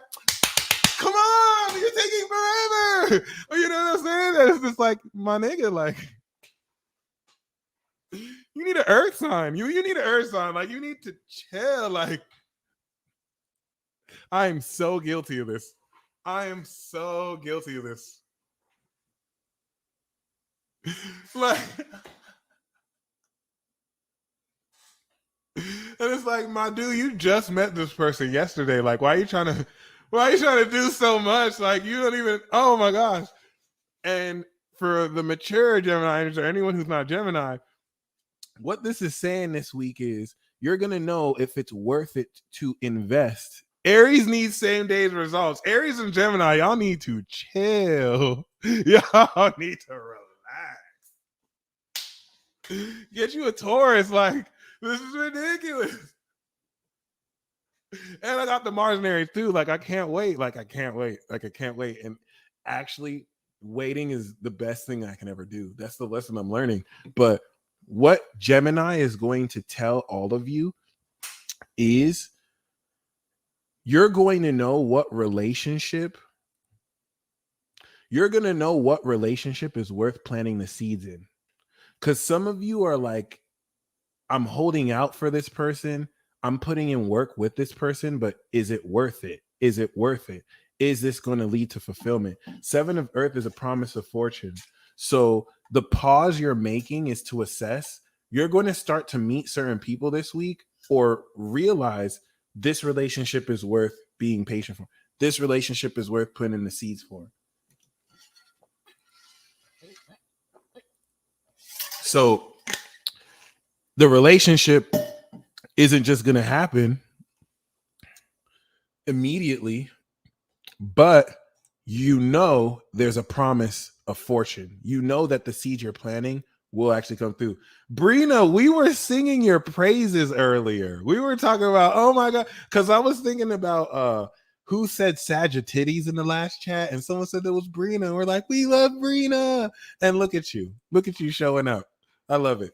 Okay. Ooh, shout out to Crystal Sun. That's what's up. All right. So see, when Geminis date Tauruses, Geminis that date Tauruses, you have to understand that to that Taurus, they own you. Like, that's the only thing. Taurus is solid too. Like, don't get distracted with other signs. Like, Taurus is solid. They're ruled by Venus. Like, you can't go wrong with a Taurus. But Gemini, you have to be okay that Taurus will always see that you're theirs. Like, you're mine, Gemini. Like, you're their second house. So, like, if you're okay with that level of possession, because some Geminis want to be free. Like, no, ain't I nobody's. You're Tauruses, Gemini. Like, I'm just letting you know, like, they got receipts too. They're gonna be like, no, I'm pretty sure I checked you out the register. Like, you're mine, bitch. Like, thank you. It is what it is. Taurus feel like we own every sign. Facts. Taurus will build a whole castle around you just to keep you there. Like, shout out to Taurus. That's a solid sign. Shout out to Taurus. I will never accept any Taurus slander. Because at the end of the day, you got to eat food, and food is sponsored by Taurus. So anyway, other than that, we do have the Queen of Fire for career. Stretch your wings and fly. Don't underestimate yourself. Assert your independence and creativity. Gemini, the message from Gemini to you guys, okay. Yeah, Scorpio does it in a more obsessive way. Scorpio like, why are you talking to them bitches? What? That's my mom. So like, be careful about Scorpio. Be careful about Scorpio. But other than that, yes, the Queen of Fire. Some of you, Gemini wants y'all to know, some of you need to take a risk in your career. Some of you are playing it too safe, and that's what's holding you back. Some of you need to be the Queen of Fire and do something controversial. The Queen of Fire. The Queen of Fire is going to walk out with her titty sagging a little bit, knowing she looks a certain way, getting all the attention, and she's going to take risks with her business that doesn't have to be overtly sexual, but it's still provocative. You know what I'm saying? Like, and she's going to get that success in business, right? The Queen of Wands is going to do a bold project that can be taken a certain way.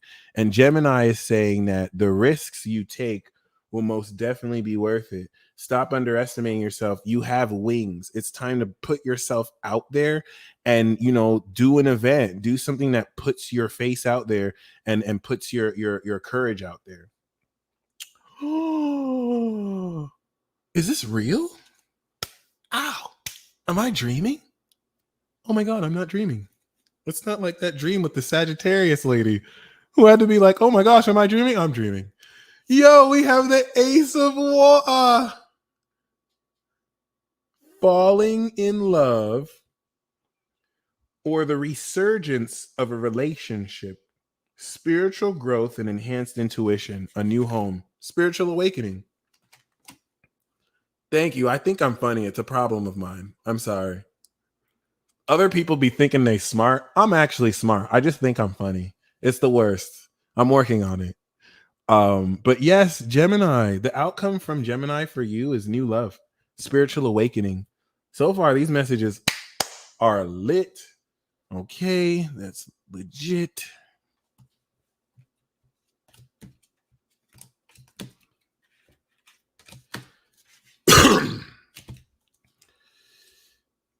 Me too. I'm if you guys want, I'll keep pulling from this deck. I might just pull from this deck for a minute. Thank you, Lilac. All right, so next we have Kansa. That's hilarious. So the next message we have is from Cancer to you.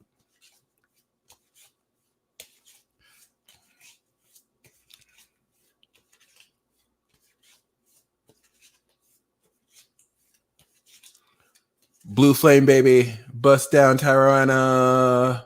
I want to see that death card. Oh, my bad. Oops. All right. So the message, the underlying theme. Oh my gosh. The slander. I'm loving the slander.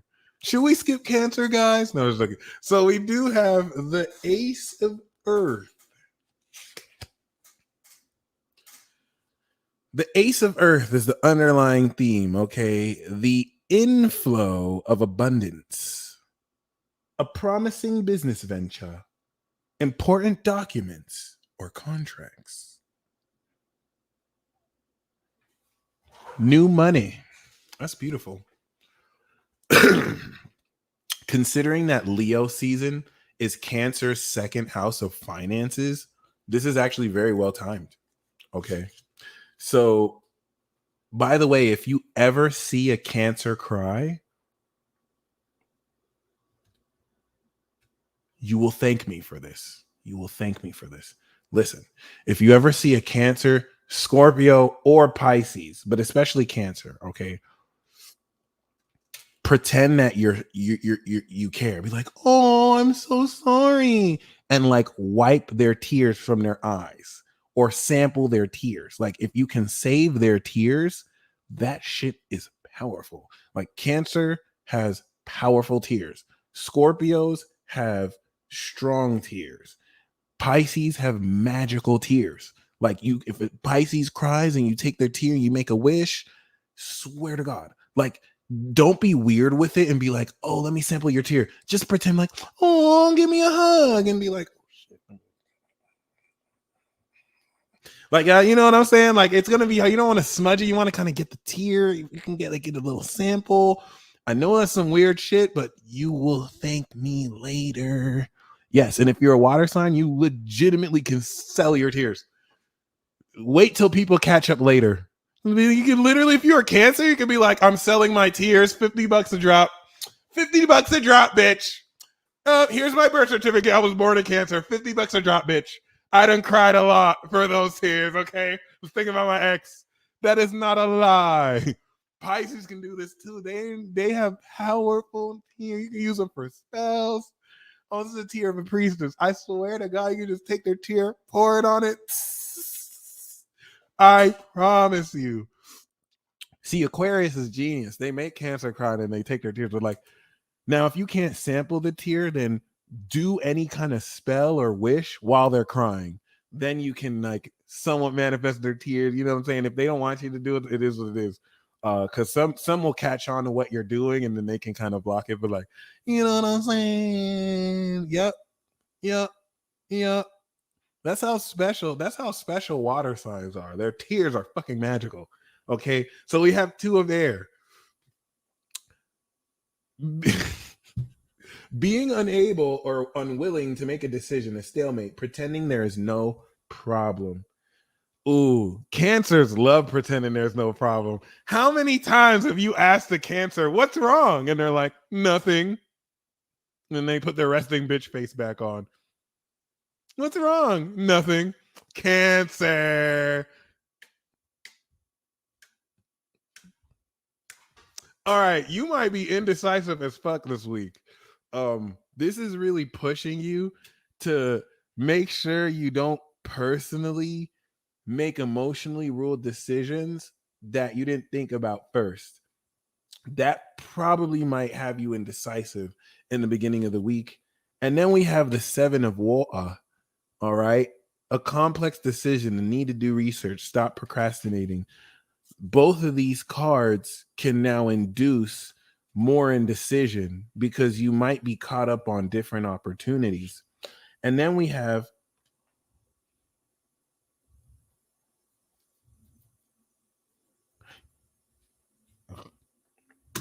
what Cancer is telling you guys is if you're indecisive about something and you're not sure what to choose, you're going to choose right at the end of the week because we have the 9 of Earth, baby. Enjoying life's little luxuries, spending quiet time alone, successful self-employment. Okay. So Cancers are going to be emotional with $100 bills in their hands. Like, I don't know. I'm so lonely. I only have friends and money and looks and talent and more money and fame and notoriety. Give me another 100. Cancer, I know. I'm sorry. I'm sorry you're so fucking talented. I know. I'm sorry. So for love, we have the Ace of Water for love. We got the Ace of Cups for romance. Are you getting pregnant? Falling in love or the resurgence of a relationship. Spiritual growth and enhanced intuition. A new home. Oh. Yo, every time you see a Cancer crying, just imagine me in the shadows, coming out from the shadows like.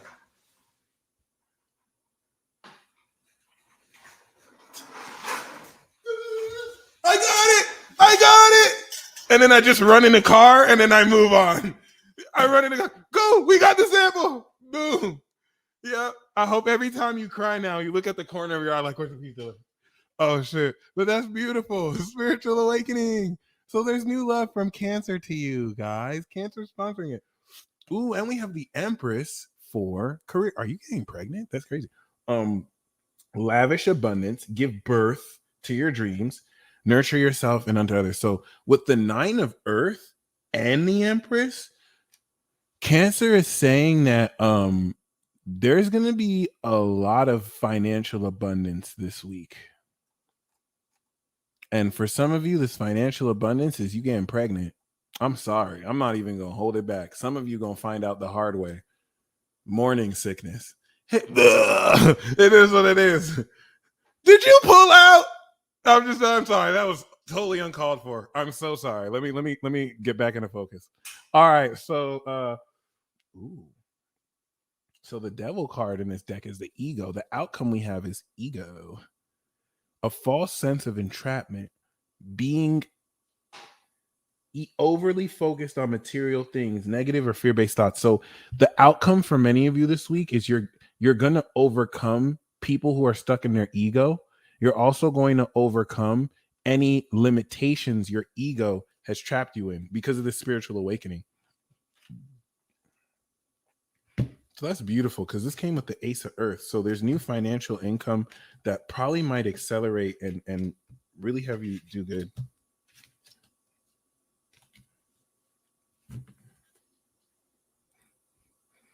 I didn't even notice that. That's amazing. It's because of his ego, Dara. All right, Leo. Happy birthday, Leo. It's your season again. Virgo, we gonna get to you. Virgo's like, hurry up. We just started Leo, Virgo. Come on. Leo, happy birthday. Happy birthday, Leo. Happy birthday to you. Happy birthday to you. Happy birthday, dear Leo. Happy birthday to you. I ranted last night, and then I realized how stupid I was for ranting. Had this social rant where I was like, it's not easy being an introverted man because I'll be thinking we're Leos, Libras, or Scorpios that can just go out, or like Sag, and just fucking have a blast, and we can, but you know, maybe I want to just stay in. But then I realized, oh my God, I could have been a woman. And that's when I realized, ladies, damn, I'm ignorant. Like, I'm very ignorant. Like, it just hit me. It's like, could you imagine? I can go out and the creepiest men will always have this fascination with nutting in me. Like, I love that I can go out and I don't have to worry about creepy ass men wanting to nut in me everywhere I go. Can you imagine being a woman? And it's just like, that person wants to nut in me. That person is ugly as hell. That person's broke. That person's both. They all want to nut in me. This is creepy ass dude looking at the corner of his eyes like I don't see him. 50 people done looked at my ass. Like, oh my God. I just started to think, oh God. Like, I had a traumatic breakdown. And that's not even like the worst part. Like, I had a traumatic breakdown. I had to literally sit down like, oh my God. Like, I swear to God, I had to breathe. I was like, oh my God. Like, damn, like I can, like some lame ass nigga can just nut in me and I have to deal with that bullshit. Like, oh my God, like, that much more respect for ladies. Like, right. And then you have to give birth. Like, I thought about that. I was like, see, this is why women have double standards. They deserve them. They all have to give birth. So, like, you'll deserve like 3 double standards. And it is what it is. You know what I'm saying? Like, there's never, ever, ever been a man that you'll ever really say here, all these women just want to have sex with me. Like, have you ever?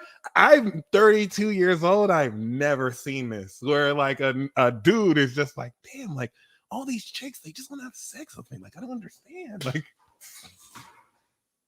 men are like, hey, what's up? You got all the ladies. It's not like that with women, apparently. It's like, damn, all these dudes just want to have sex with me. Like, I don't understand. Like, it's just these double standards. You feel me? Like, no, listen, I'm not trying to be.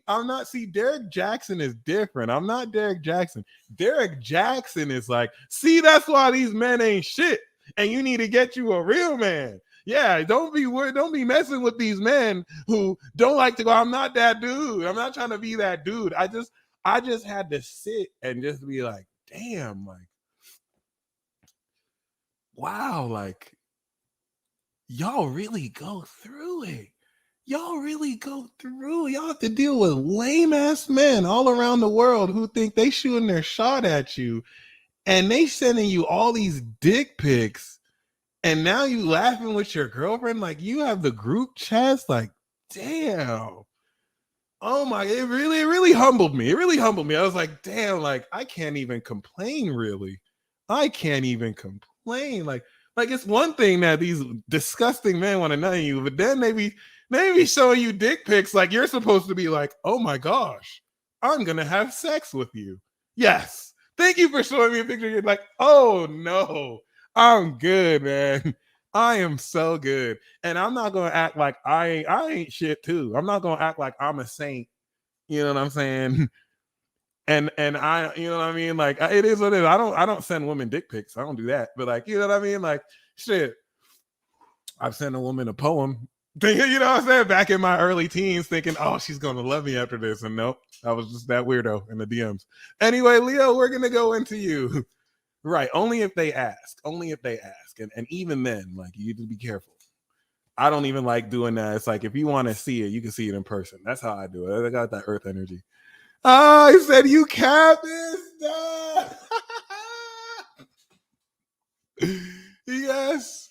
Yeah, I'm going to do that. I'm going to write her a song. That's a great idea. I'm going to do that. I would write the Sag Lady a song, but she would, I don't know if she'd see it. I'd still email it to her. Forget it. All right.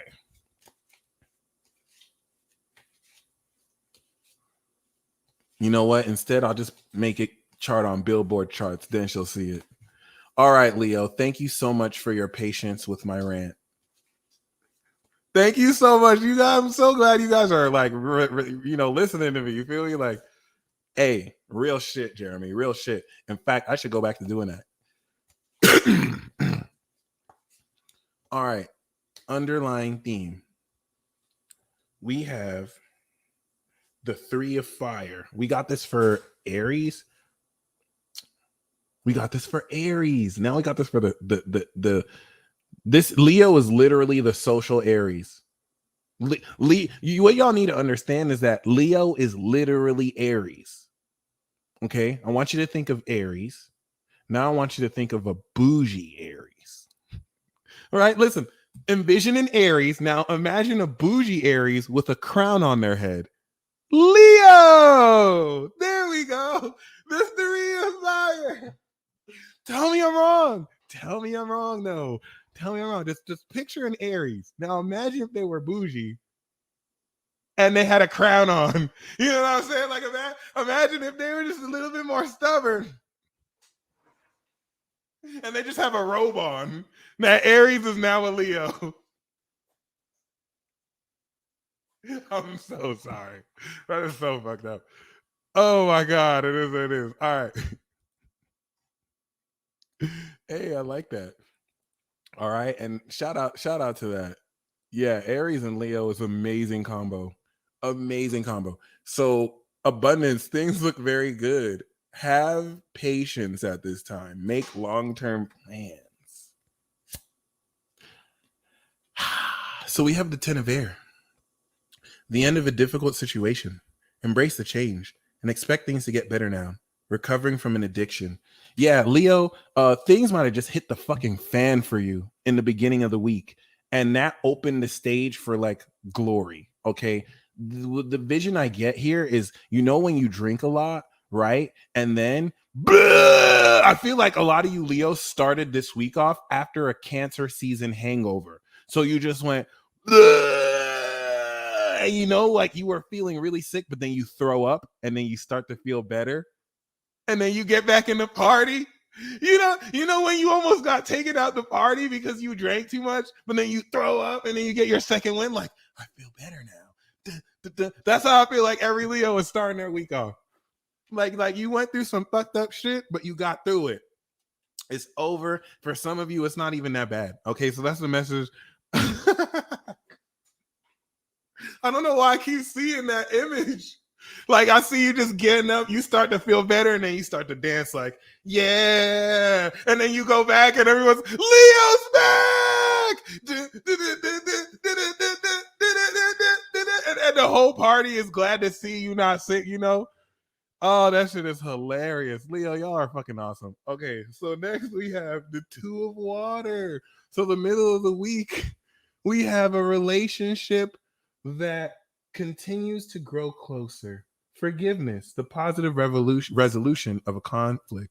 I like revolution. Revolution came out. So we have the 10 of air. You're going to end your thinking of a certain situation, and then you're going to step into, okay, nope. And be immediately making out with someone too. Like, Leo! But like 5 minutes ago, you were like, yeah, what's up? That's some gangster shit. So Two of Water is perhaps Leo saying that the middle of the week is going to bring some very mutual romance after you've kind of uplifted out of this way of thinking.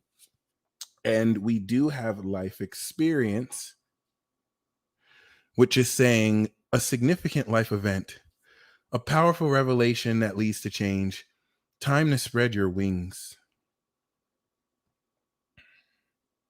This is actually the Tower card. I didn't even realize this is the fucking Tower card. You see how they call it life experience? Because when the Tower hits, when life hits, they had the nicest way of saying this. This is so amazing. This is the best interpretation of the Tower I've ever seen. Yes. A significant life event. It really is. And I have an ancient Egyptian pharaoh in my soul, and I believe in the heart of cards. So we have the Six of Earth for romance. Gifts of money, time, or effort, new career opportunities, receiving a loan or paying off debts. So the romance message for Leo is you're gonna meet with people or someone who they can help you out and you can help them out. What you have, they don't have. What they have, you don't have, and you can balance each other out, even if there's a bit of inequality. This Tower card is more powerful revelation. The Tower card is not always bad. Sometimes, like a lot of you want a Tower card. Normally, if like there's some enlightenment that needs to be met, boom, like Tower really just. So we do. So for career, thank you, Asada.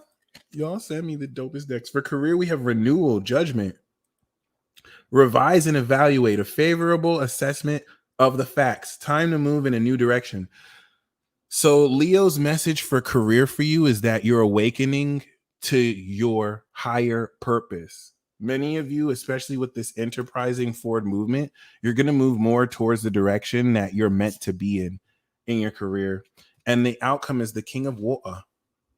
Open your heart and mind to those around you. Trustworthy and heartfelt advice. Charity work. And the Hierophant fell out.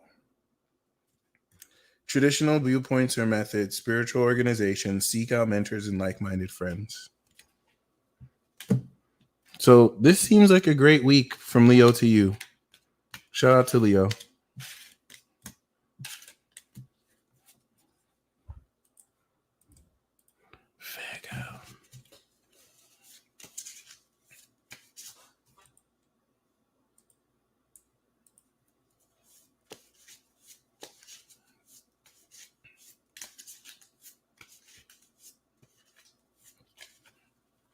Lunchables.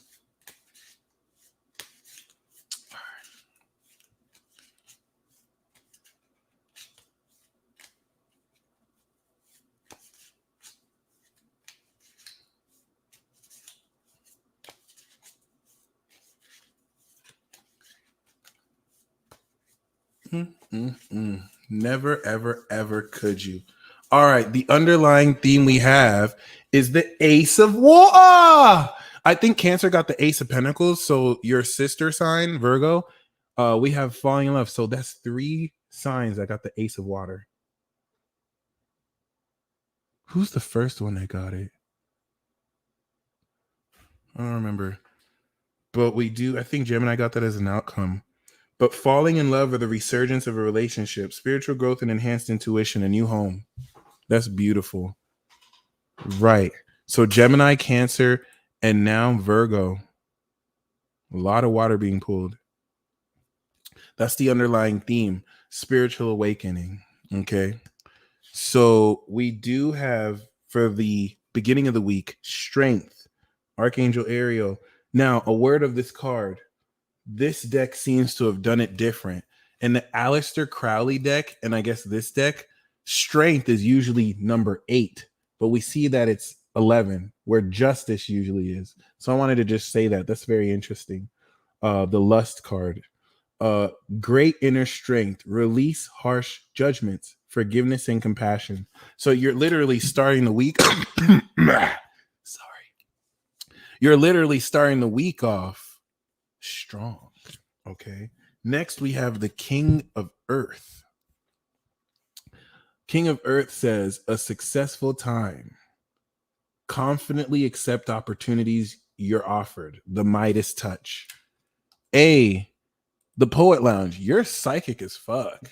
If you're talking about right before I pulled Virgo, if you felt my energy drop, that's because I was engaging in a telepathic back and forth. Was I talking to an actual someone? No, but I was responding to a negative energy projection. And that's why I said what I said. But I didn't think that anyone would see that. I didn't think my energy dropped too, but I did kind of feel that. So that was very perceptive of you. So the King of Earth, the middle of the week is this little king, let's fly. Damn. That's what's up. And so the end of the week we have is the wheel, Archangel Michael. A time of positive change. A situation suddenly moves forward. Fortune is on your side.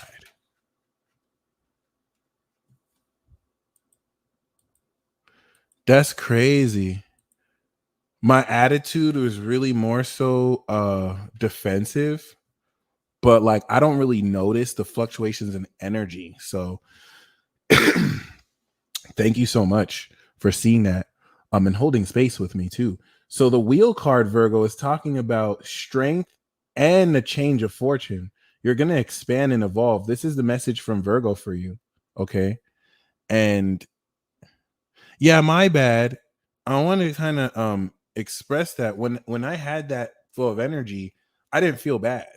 That was really just more a quick clap back. But I'm all right. I guess my energy dipped because of what I was expressing or projecting, but I'm good over here. If I'm good because of y'all are keeping me festive. But yeah, it is what it is. The wheel card, I feel Virgo is saying this week is going to bring a change in your life because Virgo is also the behavior sign. So we have the 4 of fire for romance. This says contentment, peace, and abundance, a happy home life, the successful completion of a project. You could be moving in with someone too. You could hit it off with someone this week, and Virgo is saying you can move in with them, or you can have plans to move in. You're going to have a festive celebration, or maybe a home party where you meet someone particularly romantically. Okay. Yo, straight up. That's hilarious. All right. And we also have 6 of air for career. Things are looking up. The end of a difficult situation, taking a trip.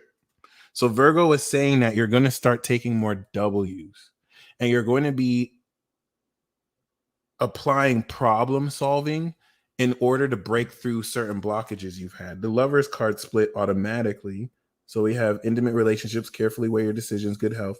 So this new love for a lot of you is sexual and romantic. And we do have the 2 of fire as an outcome.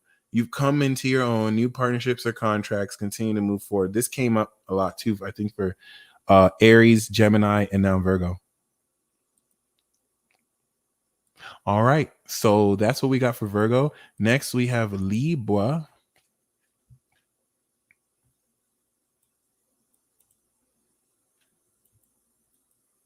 I'm glad you peeped.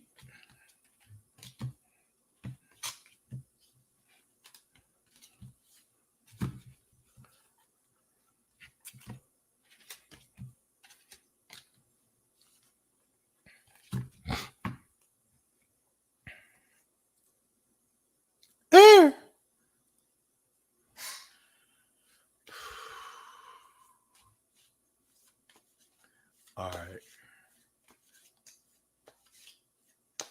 All right.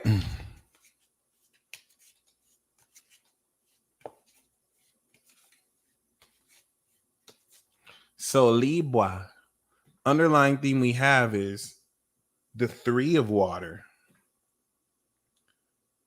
A celebration, a wedding, graduation, or birth announcement. The need to have more fun. Can't say I'm surprised, Libra. You're pretty dope. But the message from Libra for you this week is to celebrate. Find reasons to celebrate. You want to kind of have the attitude of Sagittarius here. Sagittarius is a whole party animal, like they're magical beasts, right? So like Sagittarius will find every reason to celebrate. Like, it's 2:00 p.m. Let's celebrate.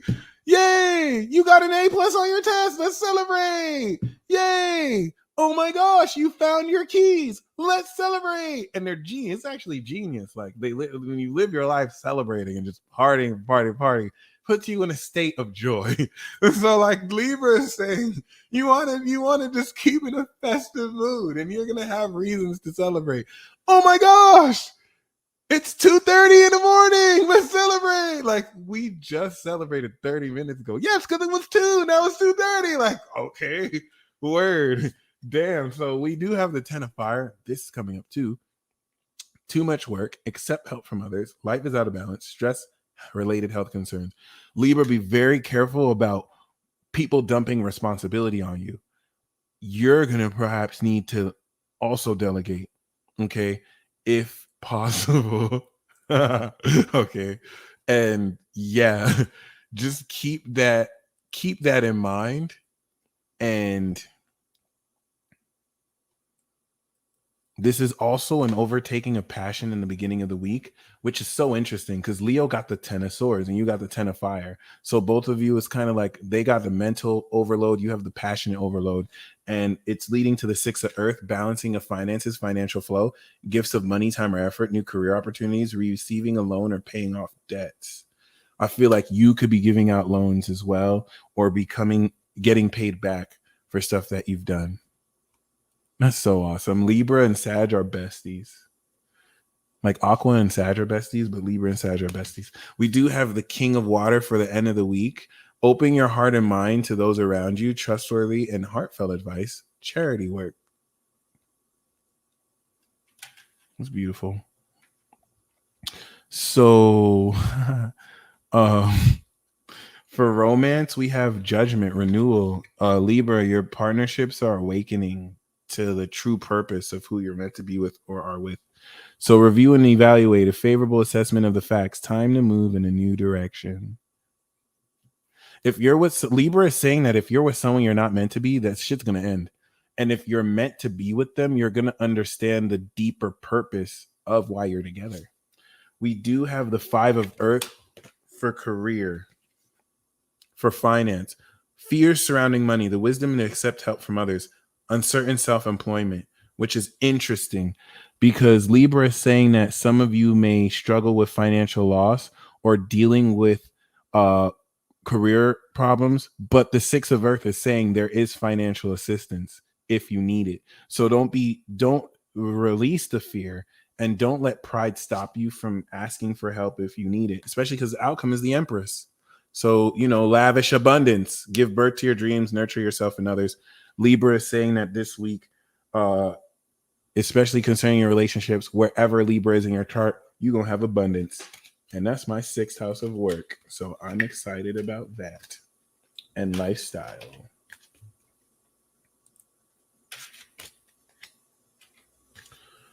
Scorpio!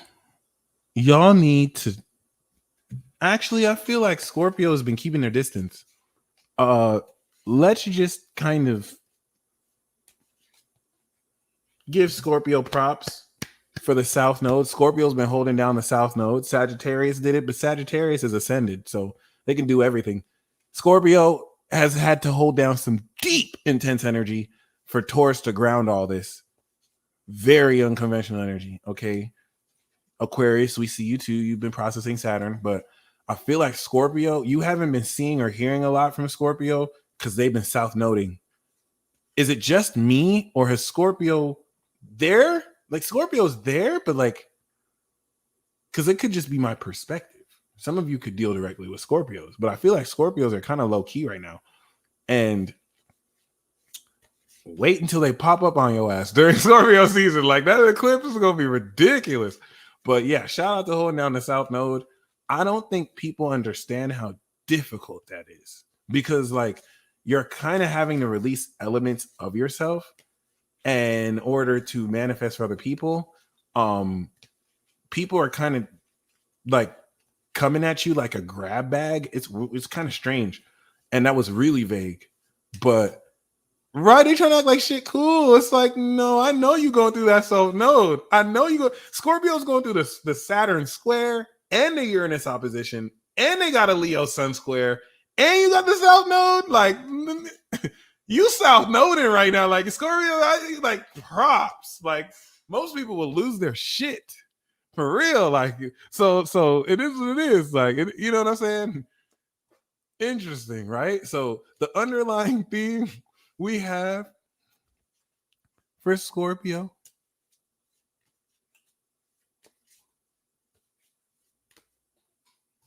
I just made up that word. I just made up that word. So we do have the 4 of air. Get some rest, Scorpio. Time to rest or take a vacation. Allow more time before making a decision. Meditation may provide answers. Okay. Fun fact, Pisces is Scorpio's cousin. I'm going to say this again. Pisces is the cousin of Scorpio. Sleep is the cousin of death. So with that being said, you like that? You like that? That was nice. That was nice. Okay, so with that being said, okay, I feel like Scorpio, some of you are like, I'll sleep when I'm dead. Like, I feel like some of you are doing this like overworking thing. Like Scorpio is an extreme sign. So I feel like some of you aren't allowing yourself to take your mind off of something that's stressing you, or to, you know what I mean? You know,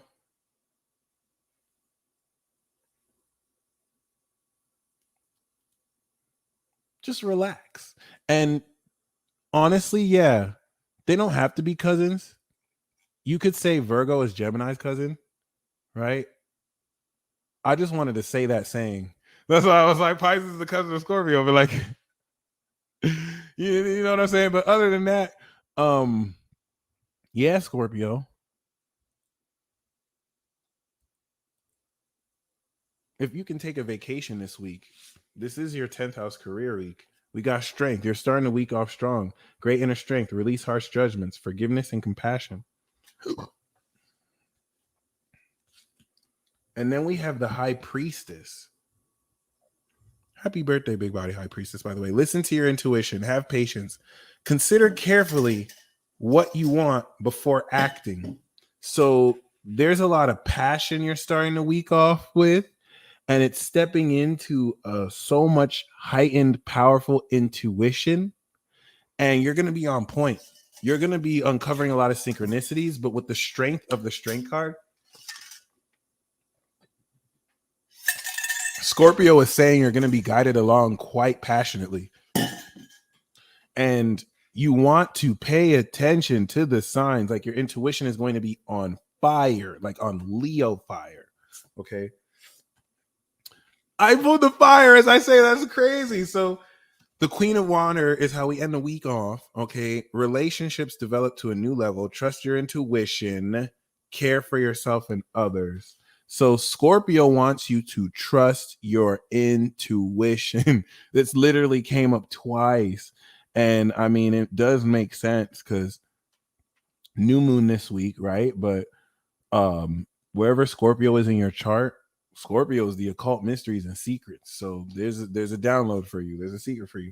Now for romance, Ace of Fire. Scorpio wants you to rip those clothes off. You're going to feel like ripping someone's clothes off. An exciting new opportunity, career advancement, change your life now. Like the Ace of Cups is more of a rose tinted glasses. Like, I'm in love with you. The Ace of Wands is purely lustful. It's like, damn, I want to have sex with you. And that's how you'll know that's the right way to move forward. Like the Ace of Fire is a passionate opportunity to, you know, have fun. Okay. And when we do have, why did I say it like that? Life experience, Tower for career, a significant life event, a powerful revelation that leads to change. Time to spread your wings. And because Leo is your 10th house of career, I think you're going to have a life-changing career shift. The outcome is the Magician. Aries got this. You are ready. You have the resources and the ability to manifest them. Life is magical. So I like how Aries and Scorpio got the same outcome. Bonus card for everybody, 9 of water. Your wish comes true. Concerns fade away. A love of life. So Scorpio is saying that you're ready. Trust your intuition. You're going to really be in a position to express yourself very powerfully, very skillfully. A lot of your abilities will literally just naturally affect others the way it's meant to. And if there was any cringy effect before, it's going to be replaced with professionalism and just skill, just mastery. Okay. You already know. Whoop. And because that card flew out with Scorpio, perhaps, this wish may come true through a Scorpio in your life. Okay. Interesting. Bagatarius, Swagitarius, Sagittarius. Boom. Yeah, I'm just going to jump into this reading. So the underlying theme that we have for you. All right. Ooh.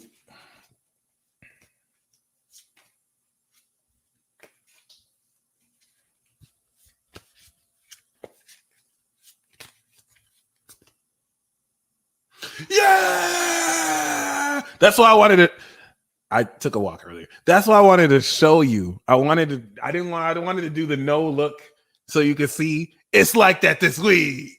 First of all, y'all don't understand how meaningful Leo season is to Sag. And this is the magic of Sagittarius, okay? What house does Sagittarius rule? 9th. What is the 9th house of Sagittarius? Leo. Okay. What is the 5th house of Leo? Sagittarius. So this is where personally,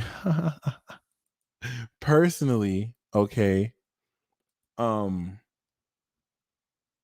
First of all, Sag is saying you're ready, guys. You're ready to go on the adventure of a lifetime. You're ready to do what it is you want to do. Take action and let it unfold as you go. But the 9th house being Leo, and Sag taught me this, and Leo taught me this. Sagittarius shows you the meaning of love. No, Josie is not about to hop in here right as we do Sagittarius. Shout out to you. Okay. Once again, like Sagittarius with the 9th house Leo shows you the meaning of love. That's why they're uber passionate. You know what I'm saying? Whereas Gemini is the opposite. Like we'd be mad detached. You're thinking about it. Sagittarius wants to show you their love. Like if you want to get with the Sagittarius woman, you got to show them. If you want to get with a Sag man or a Sag, you have to show them your love. Okay. It is what it is. By the way, that Sag lady who I gave that email to, Josie knows her. I didn't even realize Josie knows who that Sag lady is. So Josie, you may not be aware, but I had emailed a certain Sag woman an email, you know what I'm saying? And she didn't really get back to me. But Josie the plug too. Josie is the plug. Like she knows nothing but sexy women and cool people. So Leo Rising, shout out to the Leo Rising. But like I didn't even realize that. So hey, it is what it is. You know what I'm saying? But if you want to get with Sag, you can't just tell them. You got to actually show them. Yes, I am.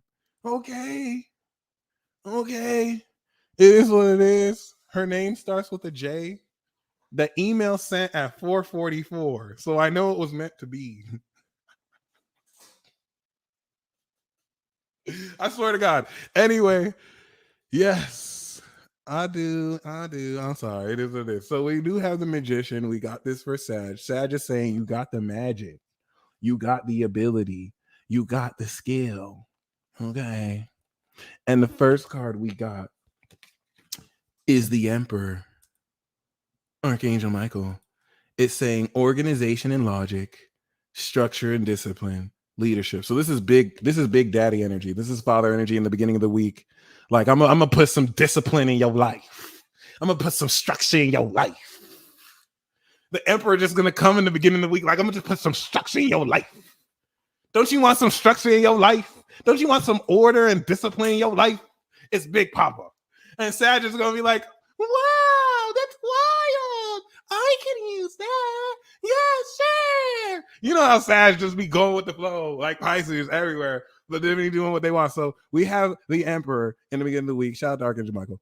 And then we also have the Four of Earth. This is amazing. This is a Capricorn card, by the way. Being too frivolous. Yep. Devin is like, no, bitch. I'm daddy.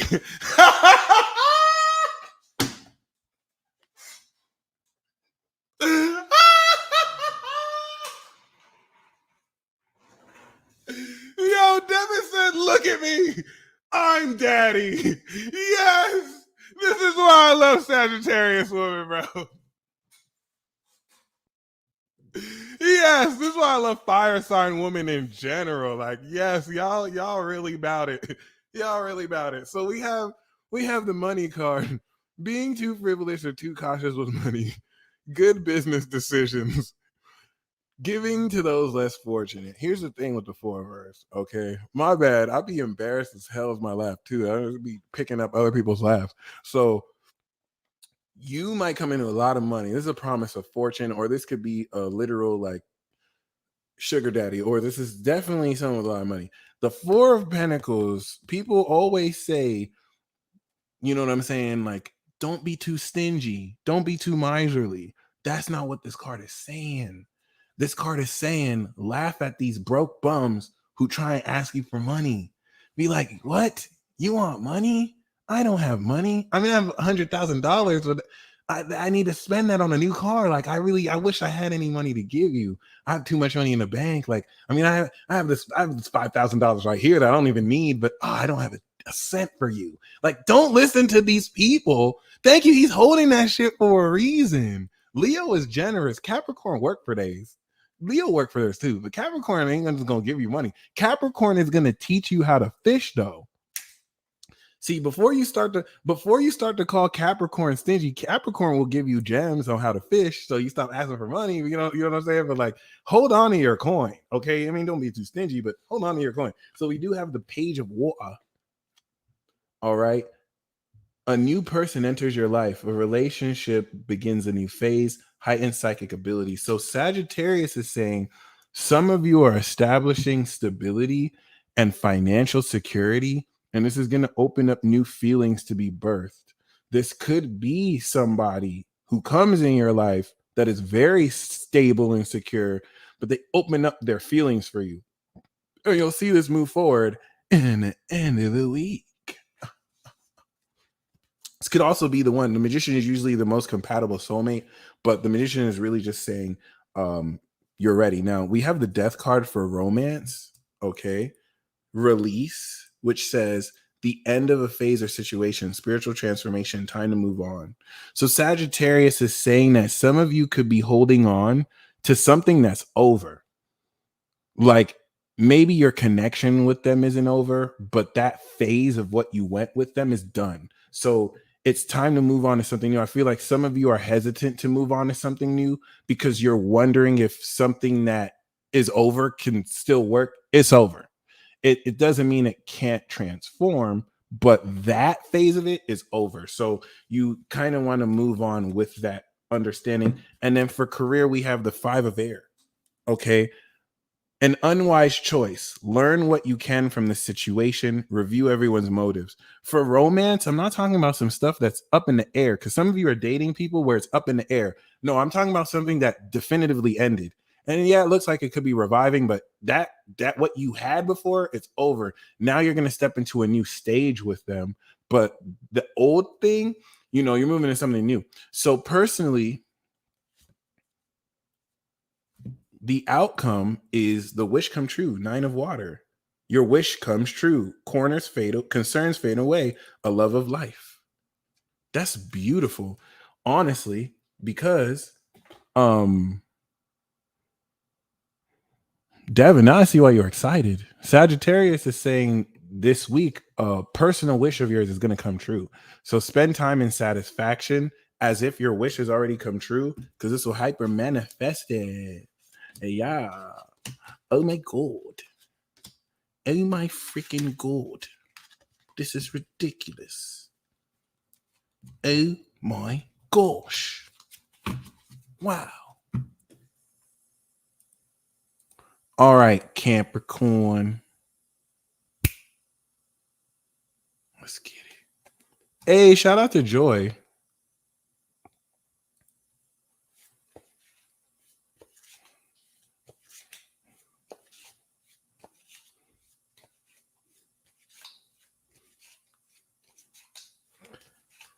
Woo!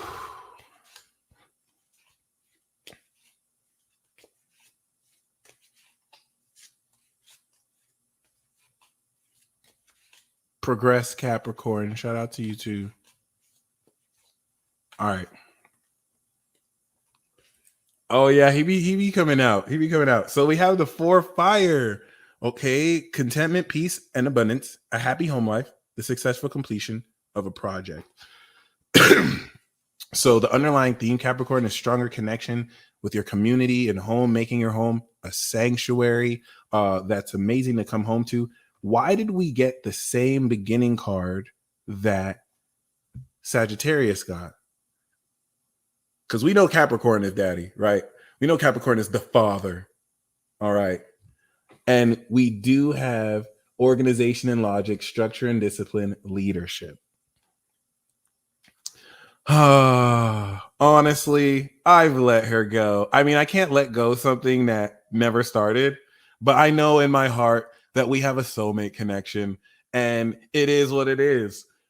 Maybe I'll meet her one day, maybe I won't. You have to understand, guys, like that email sent at 4:44. So like I feel like I can't be wrong. I feel like it is what it is. Like that's that chapter. That's Sido. Stop. It is what it is. You feel me? Like she got the dopest email ever.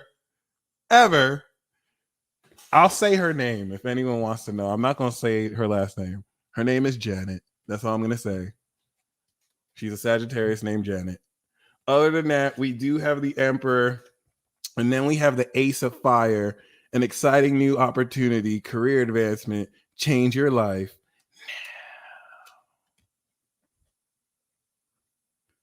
No, it's definitely astral. It's definitely astral. I'll say that. But see, y'all Sagittariuses are magic as fuck.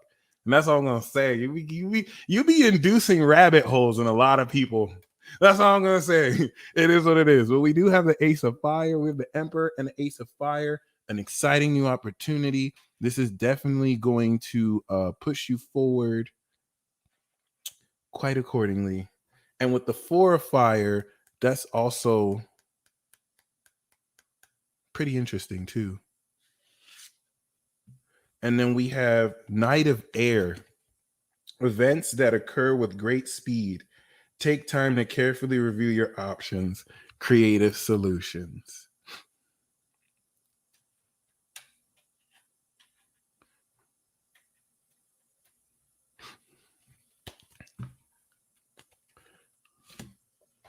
Oh shit.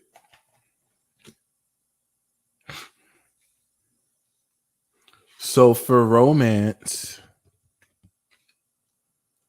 ooh, that's some real shit. But do you know what? I'm so smitten and attracted by earth fire types. I feel like I didn't even, what you said made me realize that, because like earth, fire, woman with fire, earth. First of all, I love women of all types. So please don't think that I have a favorite.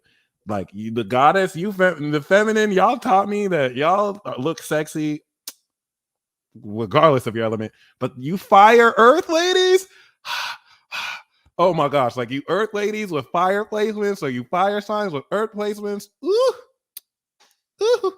But I love air, I love water, I love fire, I love earth, I love all of y'all. I love all of y'all. I love all of y'all. Trust me. So we do have the 10 of earth for romance, a very happy family life, financial security, finding magic in the little things in life. Okay. 10 of earth is saying Capricorn is setting up long-term relationship, okay? Very long-term relationship. Long-term bonds, the opportunity to build wealth with a partner too. And for career, we have the Ace of Air. Okay, brilliant new ideas and inspiration, seeing the truth of a situation, a challenging beginning. This is fucking lit. Some of y'all are gonna have $1 million idea or a life-changing epiphany.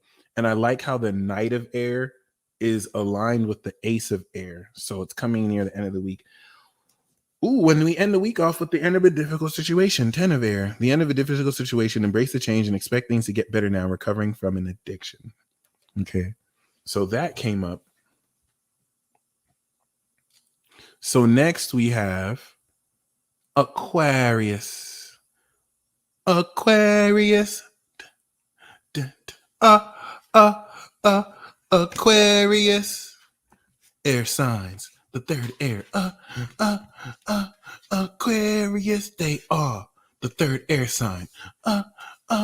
Aquarius is about sick of everyone's shit. No, I'm just joking. That's Scorpio. Scorpio's sick of everyone's shit. Aquarius really doesn't care. Aquarius really doesn't care.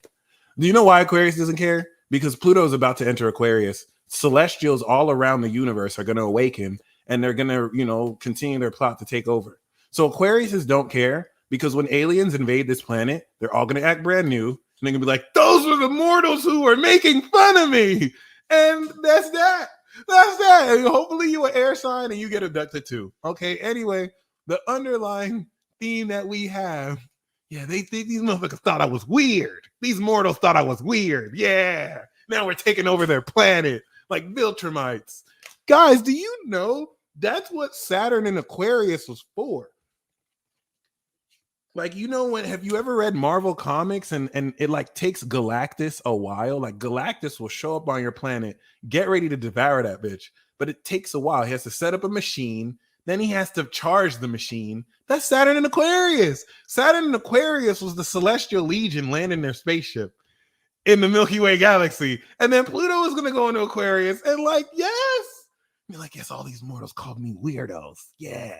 Yes, these are weirdos now. Like we're coming into a whole Viltrumite invasion. I'm telling you. You heard it from the peace dealer first. Literally, like Aquarians can speak their language. Like you have no idea. You're gonna be like, oh, okay, you were the people on this planet to prepare this earth. And the Aquarians are gonna be like, yes, these mortals have been insufferable, but this earth is ready. Aquarius moon, you too. Aquarius moon, you too. You're not slick. You too, Aquarius moon and Aquarius rising. We know you out here. We know. Anyway, the underlying theme we have is, of course, the Emperor. Wow, the Emperor is coming out. That's crazy. This is the third time. We got organization and logic, structure and discipline, leadership. And the first card we have is the end of a difficult situation. Embrace the change and expect things to get better now. Recovering from an addiction. So I love how Leo got this, and now your opposite sign, Leo, Aquarius, got this. But Aquarius isn't just puking. I feel like Aquarius, for you, you know what I'm saying? You are finally done with a certain way of thinking. You might have been experimenting with the way of thinking. There could have been a theory you had about something or someone that is proven wrong, or that you completely end. Yeah, 10 of Air coming out. There's a lot of destruction because it's the end of a season, beginning of another, but very, very, very interesting.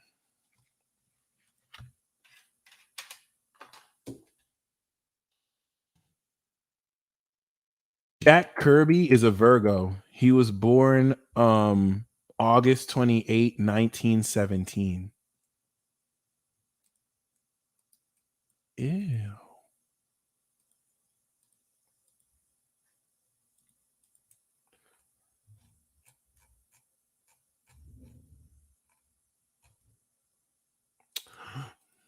Okay. Anyway, yeah, he's a Capricorn moon, a goat. That's what's up. This is Jack Kirby's chart, guys, if anyone wanted to know.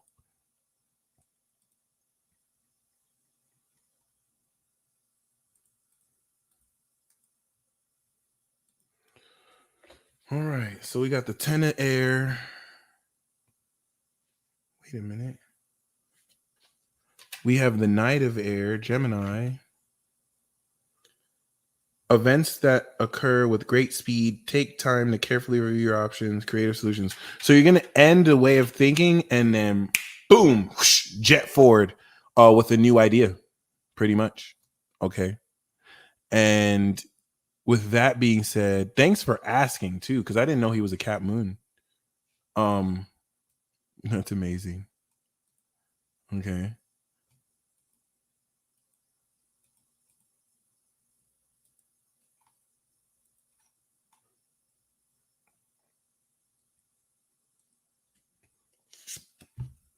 Queen of Water. Relationships develop to a new level. Trust your intuition. Care for yourself and others. So was it Scorpio? Scorpio got Queen of Water as the last card, and Leo got 10 of Air as the first card. So the week starts off very intellectual and mental, and then we get deeply emotional at the end of the week. Although this deep emotion, I think, will come from someone else in your life that will really offer great depth and insight emotionally. Who did we get this for? Someone else got the death for romance release. Okay. Sagittarius. No, was it Sagittarius? It was Sagittarius. Yeah. So the end of the phase or situation, spiritual transformation, time to move on. That's so interesting. You're ending one phase of a relationship, stepping into another. We have 4 of Earth for career, which is lit. This is the 4 of Pentacles. Okay. Being too frivolous or cautious with money, good business decision, giving to those less fortunate, but screw all of that. This is talking about inevitable windfalls of assured material gain. You have assured material gain, okay? So this is going to really bring great financial security through your career. And the outcome we have is the 10 of Water. A contented and rewarding family life. Your emotional material needs are met. Trustworthy relationships. So we have 10 of Air and release. So Aquarius is saying dead the BS. Like, be ready to let go of what it is. Screw all that helping people. You caught that? You seen that? That's crazy. Aquarius is saying to let go of what doesn't work and step into what's for you, because career, you're going to be coming into financial security, and you're going to end the week off emotionally fulfilled. Congratulations. Pisces.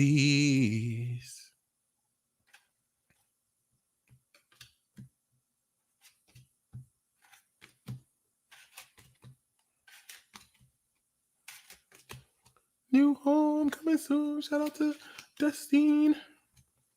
Yeah.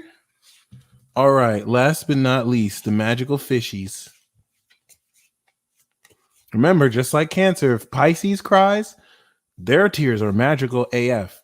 And you don't even need to get their tears. Just be within their auric field. So if you're within the auric field of a Pisces, say a wish. I swear to God, it will come true. And then if you like touch their tear and say a wish, don't take my word for it. Literally test this.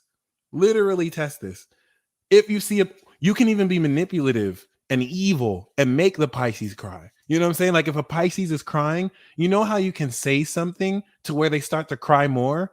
You know what I'm saying? Like, if they're crying over their ex, be like, no, it's okay, Pisces. It's okay. I know, even though they left you and they took full advantage of you. Right, it's okay, don't worry. And even though they completely broke your heart, and then in the meme, I'll be like, I wish for $1 million. I wish for a girl. I wish for, you know what I'm saying? Like, these, you can use water signs like this. Water signs are meant to be used. Like, they're so magic, they're so special. Don't tell them I said that though. But like, earth signs and air signs do this all the time. It is what it is. I was joking, but not really. But yeah, that's how you can finesse Pisces for their tears.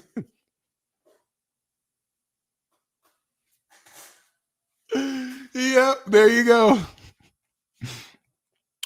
Or orgasm too.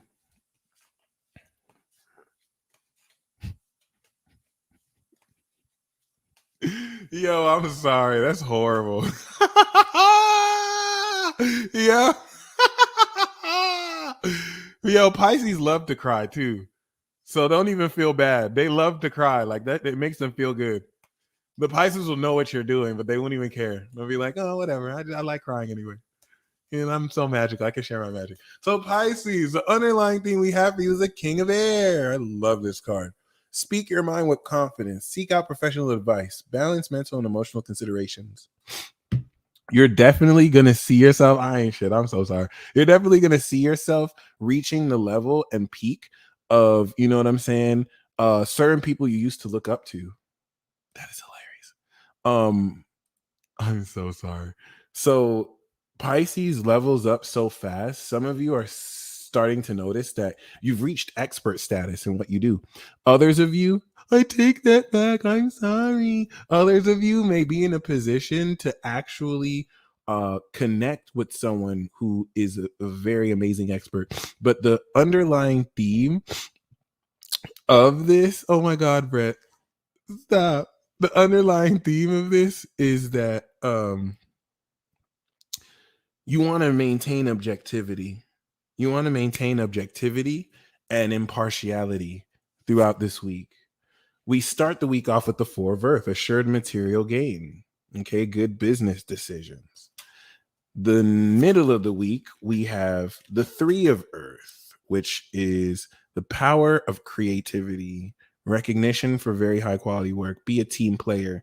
You're going to find with this financial stability, you're also able to continue financial transactions through great teamwork. You know, you might be the writer, someone else might be the videographer, and then you could be working with an editor, and all of you come together and make good money.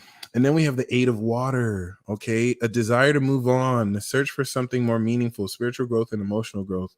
You may find at the end of the week, too, it's time to move on to something new, a new project, something that as you work on what you did, you can step on a new frontiers or just leave because it's ready to finish. We have the Chariot for romance, okay? An important achievement, self-discipline and willpower, public recognition. The Chariot for some of you is a W. Okay. Some of you are going to get that relationship or date, or so you're going to score. Okay. The Chariot for some of you can mean you don't even care about relationships because you're winning. Like the last thing you care about is love because you winning. Like you busy. Like you don't have time for relationships because you winning. And like people are recognizing you. So if there's someone you want to shoot your shot to, Pisces is saying you don't have any competition. Shoot your shot as if you're gonna make it, as if you swished. Even if you airball that, just act like you swished. Just be like, yeah, okay, don't do that. But like, yeah, actually, Pisces can get away with that. Pisces can airball and act like they swished, and like it'll look like they swished. And then the first was just like, okay, you airballed that, but whatever, I'll go out with you. I don't know how you do that, Pisces. I don't know how you do that. Steph Curry is a Pisces, and he's the Swish King. But like, you know what I'm saying? I don't know how you do that. That's so crazy. You motherfuckers will airball. You will be so oblivious to how like crazy you being. And you act like you swish. You know you airball too, but you gonna act like you swished. Like you airball, and it's like, oh, and you fool everyone. And the person who didn't see you airball thinks you swished. And it's like, oh, you talking to her? And then meanwhile, the person you talking to is like, you completely airballed that, but hey, I like the confidence. Like, you know what I'm saying? Like, right, I like the delusional optimism. So we do have Five of Water for career. Things not happening the way you may have hoped. Not seeing the positive in the situation. Crying over spilled milk. I like how this is next to the Eight of Water. So I think some of you may also see with Jupiter in your second, you're so much worth more than you're being paid, and you're going to walk away. Like maybe something you might have wanted to work doesn't match what you think you're worth. And so that's good that you're walking away. The outcome Pisces is saying is release. The end of a phase or situation, spiritual transformation, time to move on. Okay. So Pisces is saying the outcome of this week is divine transformation. Okay. And so I'm going to pull one more.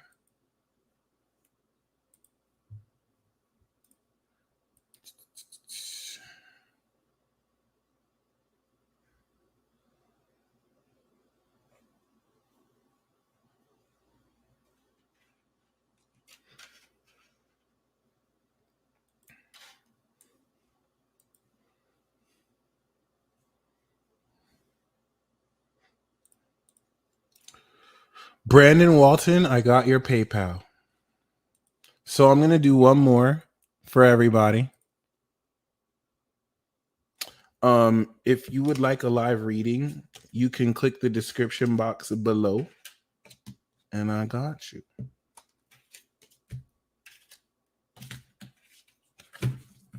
Got you, Grace White.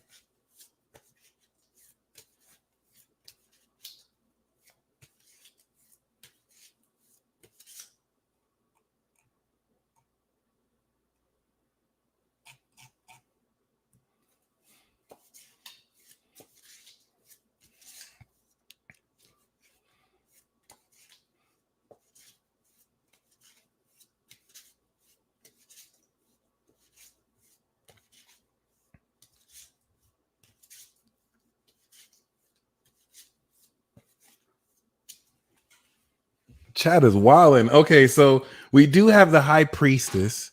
All right. Listen to your intuition. Have patience. Consider carefully what you want before acting. Okay. You know what I'm saying? Well, goddamn. Well, goddamn. Holy shit. So we do have the underlying theme here is saying to trust your intuition. Okay. Shawnee, thank you so much for being here.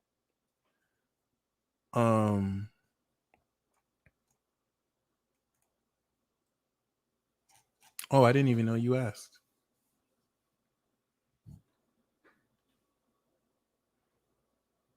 Shout out to Starry Ari. For those of you who know Starry Ari, when I got initiated in Toltec shamanism, she had us choose one of these. They're like major arcana necklaces. Actually, the first one I pulled was the high priestess. And then we looked at each other and I was like, I'm going to choose another one. And then I got the magician. And she was cool with that. By the way, thank you, Water Dancer. So for the cards, if you look at the description box below, the minimum for 1 is 20, the minimum for 2 is 30, and the minimum for 3 is 40. Okay, just a heads up.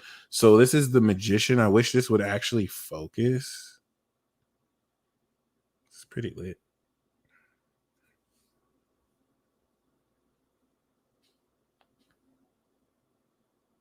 I'm sorry, guys, but this is a magician tarot card.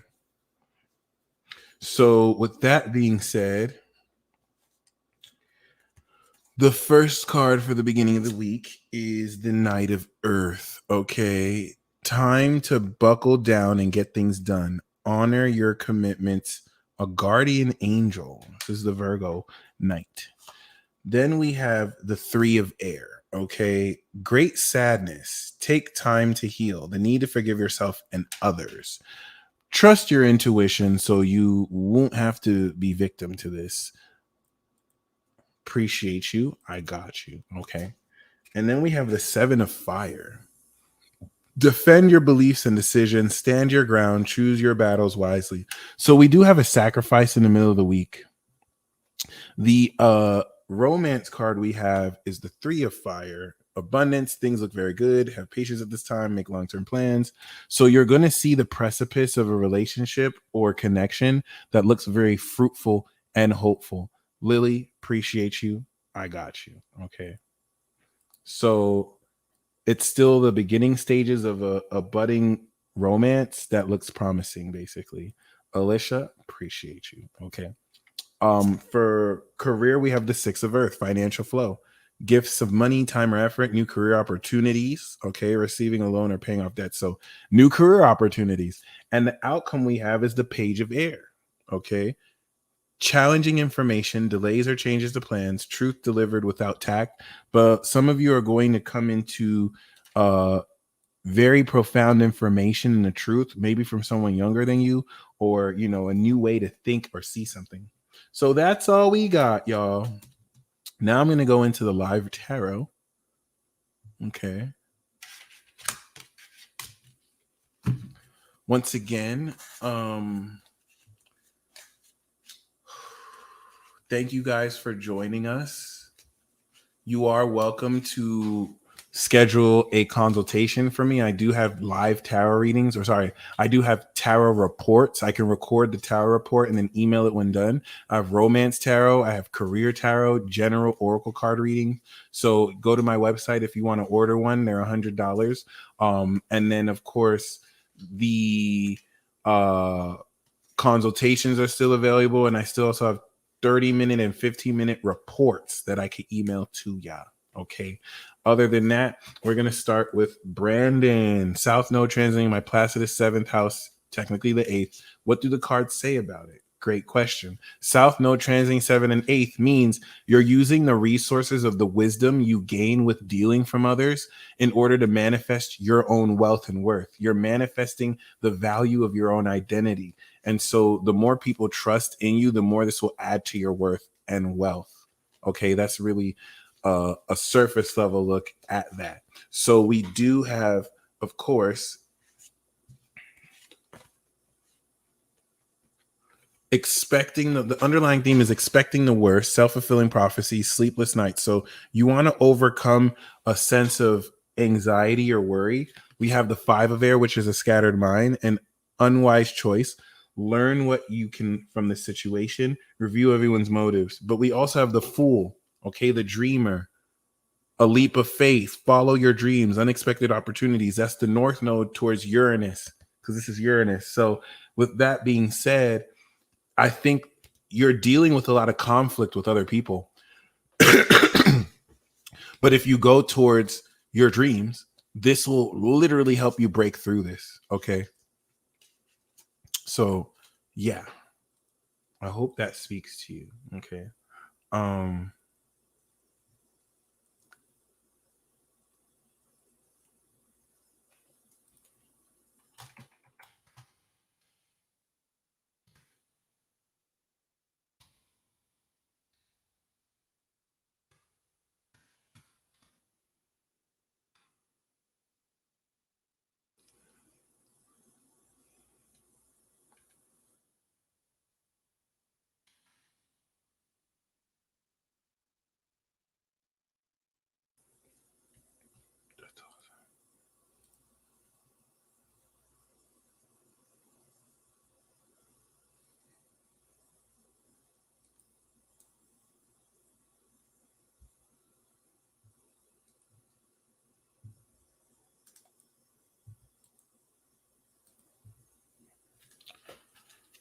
right.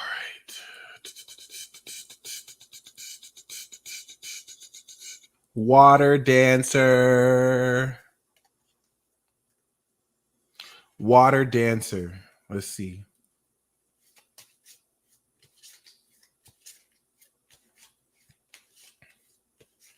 Thank you for your donation. So water dancer, we do have the 6 of water. This is a soulmate card. Memories from your history or childhood. Okay. Issues regarding children, romanticizing the past. And the card we have for you is the Knight of Earth.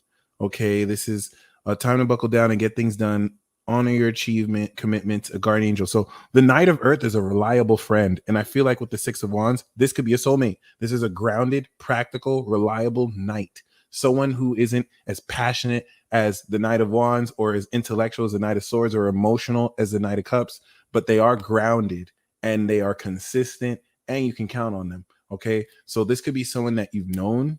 This could be a soulmate. This is someone that's going to bring nostalgia and familiarity. So there's going to be a comfort, innocent connection with this Knight of Earth. All right. So next we have Lily. Messages from my guides about work. Let's get it.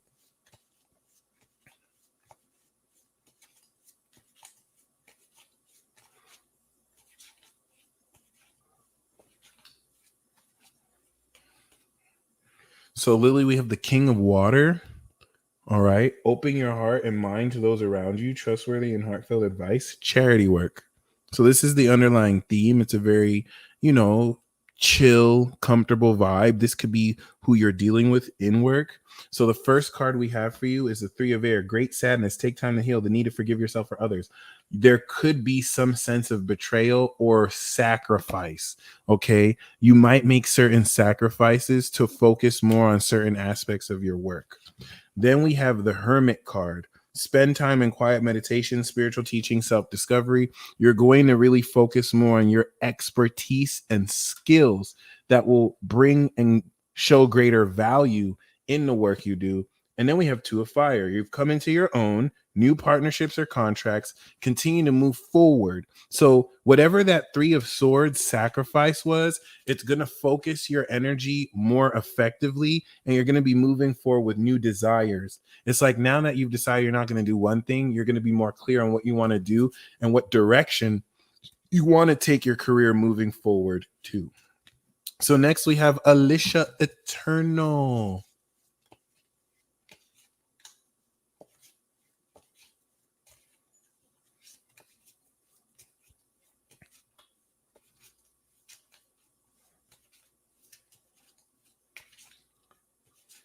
Hey, shout out to Dustin.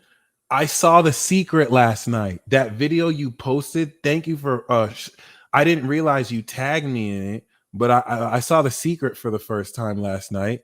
And it's not bad. I was expecting it to be cliche or stereotypical. It was pretty good. It was very clear cut. You know what I'm saying? It was just a reminder of a lot of things. But thank you so much for sharing that, bro. So Elisha.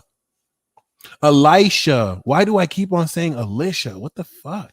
Elisha, my bad. Elisha Eternal. I don't even know where, like, that's so crazy. Like, I've always said Elisha too. I don't know why I just started saying Alicia.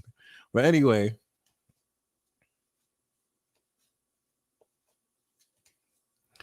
Elisha, one of the best prophets ever. So the underlying theme we have is the Chariot.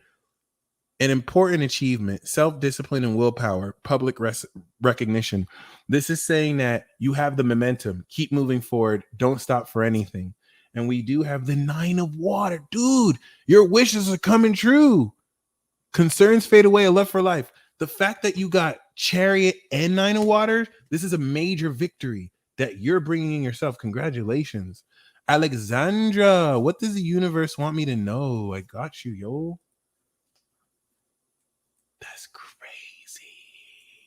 Yo, you got the best cards. You got the best cards. You got a Nine of Cups and a Chariot. Like, that's the best reading we did today. Like, that's amazing. Alexandra.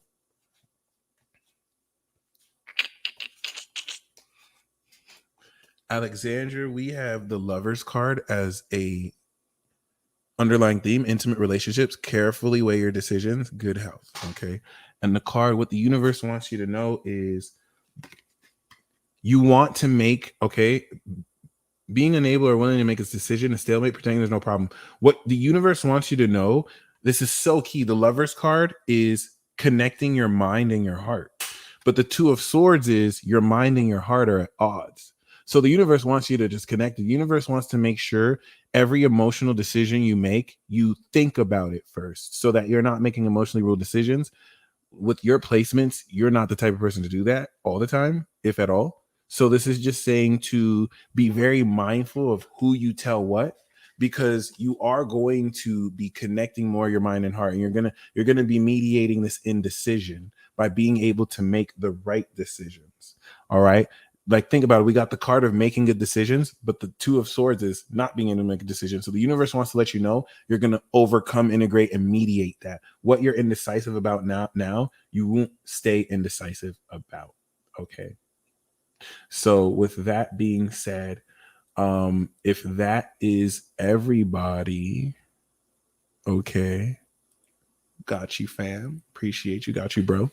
Y'all stay blessed as always. And until next time.